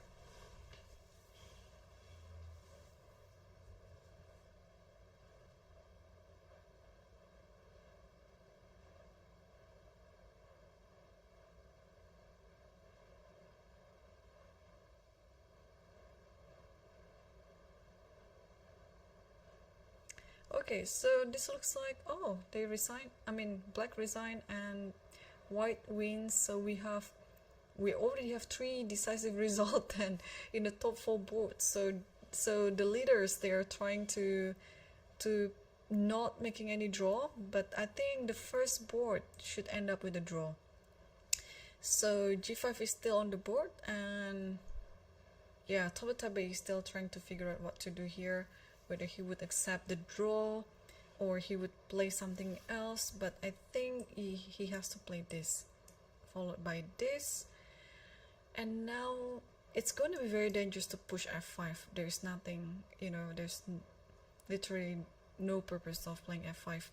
So you kind of like have to take this, and maybe if you want to push for a win, you play a5. But still, even in this position, you can just stop it. But this one has to be protected anyway.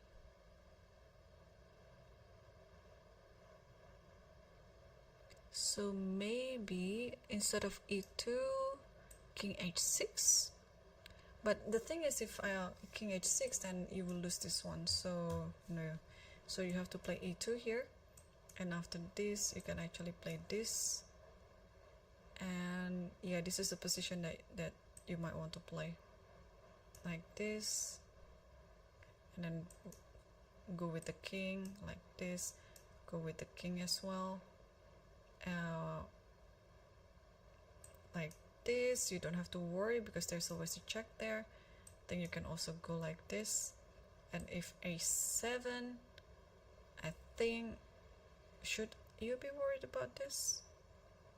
Maybe. So maybe just put the bishop on f3.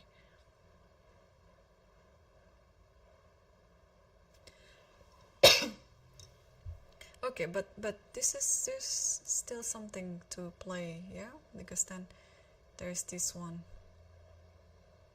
and then you have to stop it like that, and it takes, okay, yeah, not sure what to do.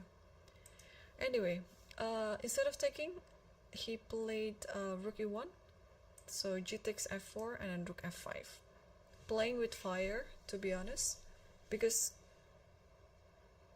is this okay? Let me check. So this is fine, rook e1 is fine, but so is rook takes e8. I was just wondering what's happening after like this, and then a5. Oh, no, of course, in this position, don't take this back, but take a4. This is a more dangerous pawn, and this is it, yeah? This should be enough to make a draw. If you push this, then okay, king just g7, and then you will win this pawn. Wow, I totally missed this intermediate move of bishop takes a4. I mean, not taking the other pawn, but take the a4 pawn. So this is something that Tabatabai didn't like in his calculation.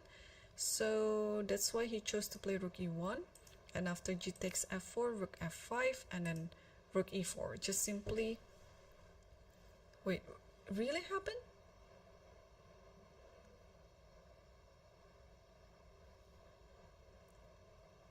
Yeah, it happens. Wow, these players, they're really tricky. My gosh. So if you take this, king goes to g6. And now, if the king stay up, I mean, if the rook stays away from the f-file, then this happens. And then this might be is losing.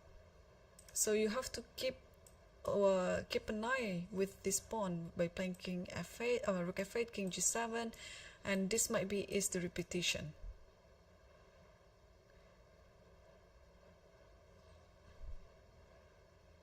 Yeah, there's no better move than to repeating this sequence. But what a creative repetition, because currently black is down a rook, but the position is still totally fine due to the passed pawns on f4 and e3. So you have to keep being on the f-file. Let me try again some other thing. Like if you go here, I think it's just this. And then let's say like this, yeah? Yeah, this is not good. Okay, because whenever you do like this, for example, then this one. But there's some trick too. Like in this position, let's say I played this. This. No, it doesn't do the trick. Because after this, there's also this one.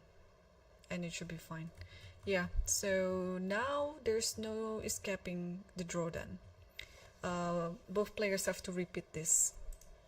So rook, king g7, the rook will go to f5, and then king g6 again, and rook goes back to f8.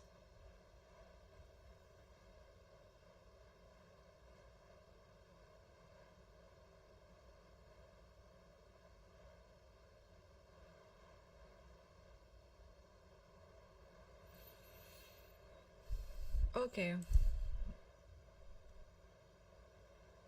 No, this is interesting. And let's, I just want to see the fifth board, which is not the leaderboard, by the way. The leaderboards are the top 4 boards, but this just looked way too interesting just because of the pawn on this one. So let's just see a bit. I mean, how to evaluate this position?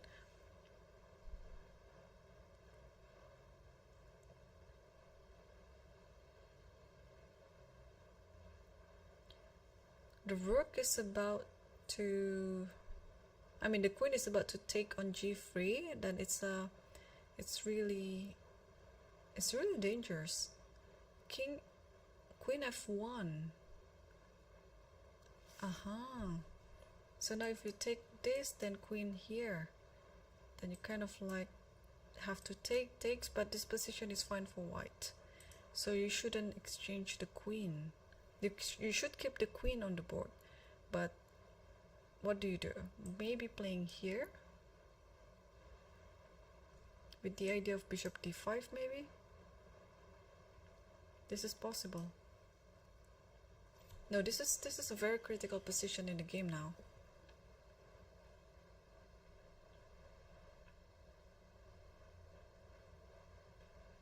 And we have a result on the on the first board.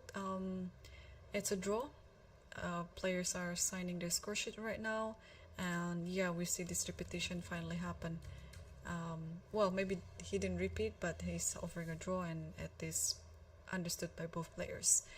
Okay, and so therefore tomorrow we will have 3 leaders with perfect score, 3 out of 3. Fedosiev, Hans Niemann, and Arafin Chitambaram. We will know the pairings by tonight, and 2 of the leaders will face each other, and 1 of the leaders will have to play down put against the one who has 2.5 points. I just want to quickly update ourselves on this, and oh my gosh, Barham played the move with only 1 second left in the clock.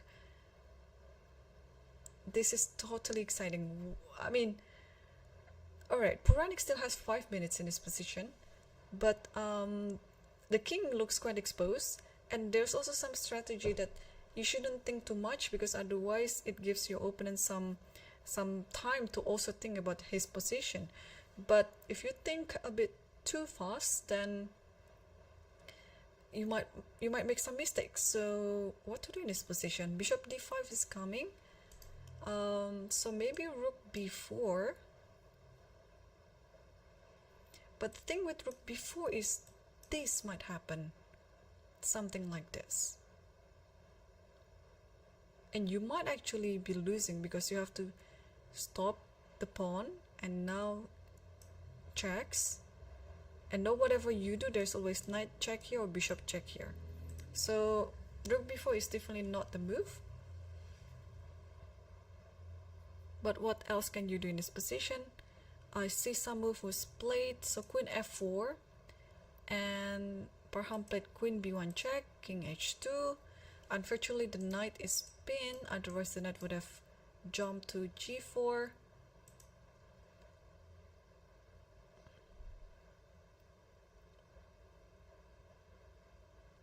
Oh, is white escaping? Because queen g5 is the idea here, and it's a checkmate. So maybe at some point you have to yeah, make space for the king to f7. And here bishop d5 is on the board. Whoa. Each player is attacking for the checkmate in one move. So white is attacking this, black is attacking this before, and now what to do? This is a checkmate. So this, okay, so there should be some perpetual something like this, maybe here, and then takes here, or is this just a loss? I don't know. This is such a mess. This might be losing for black there. Like, let's say check here, you have to go here, check here, you have to go here.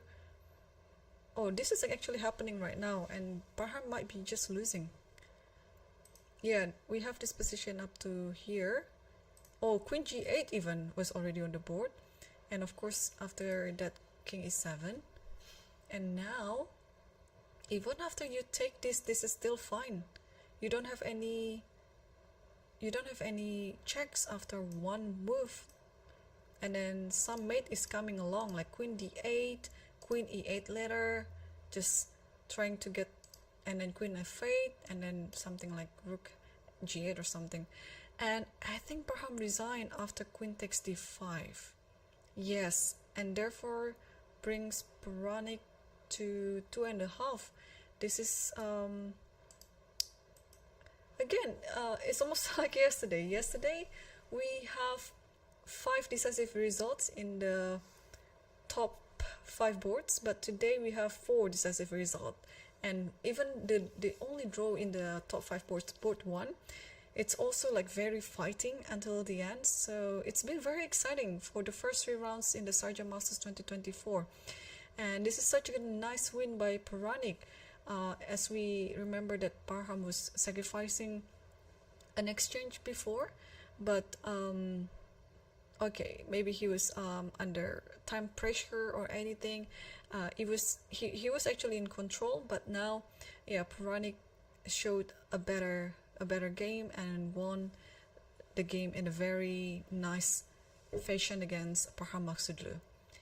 And I think that concludes our commentary today.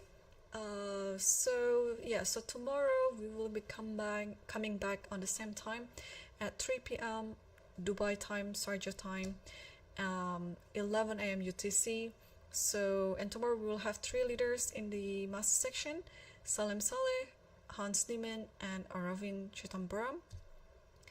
And one of the leaders will play against a 2.5 pointer. So we'll see. The pairings will be out tonight, and tomorrow just come back again for the Lichess broadcast commentary for round 4 with me, Irene. And thanks for watching. Bye for now, and see you again tomorrow.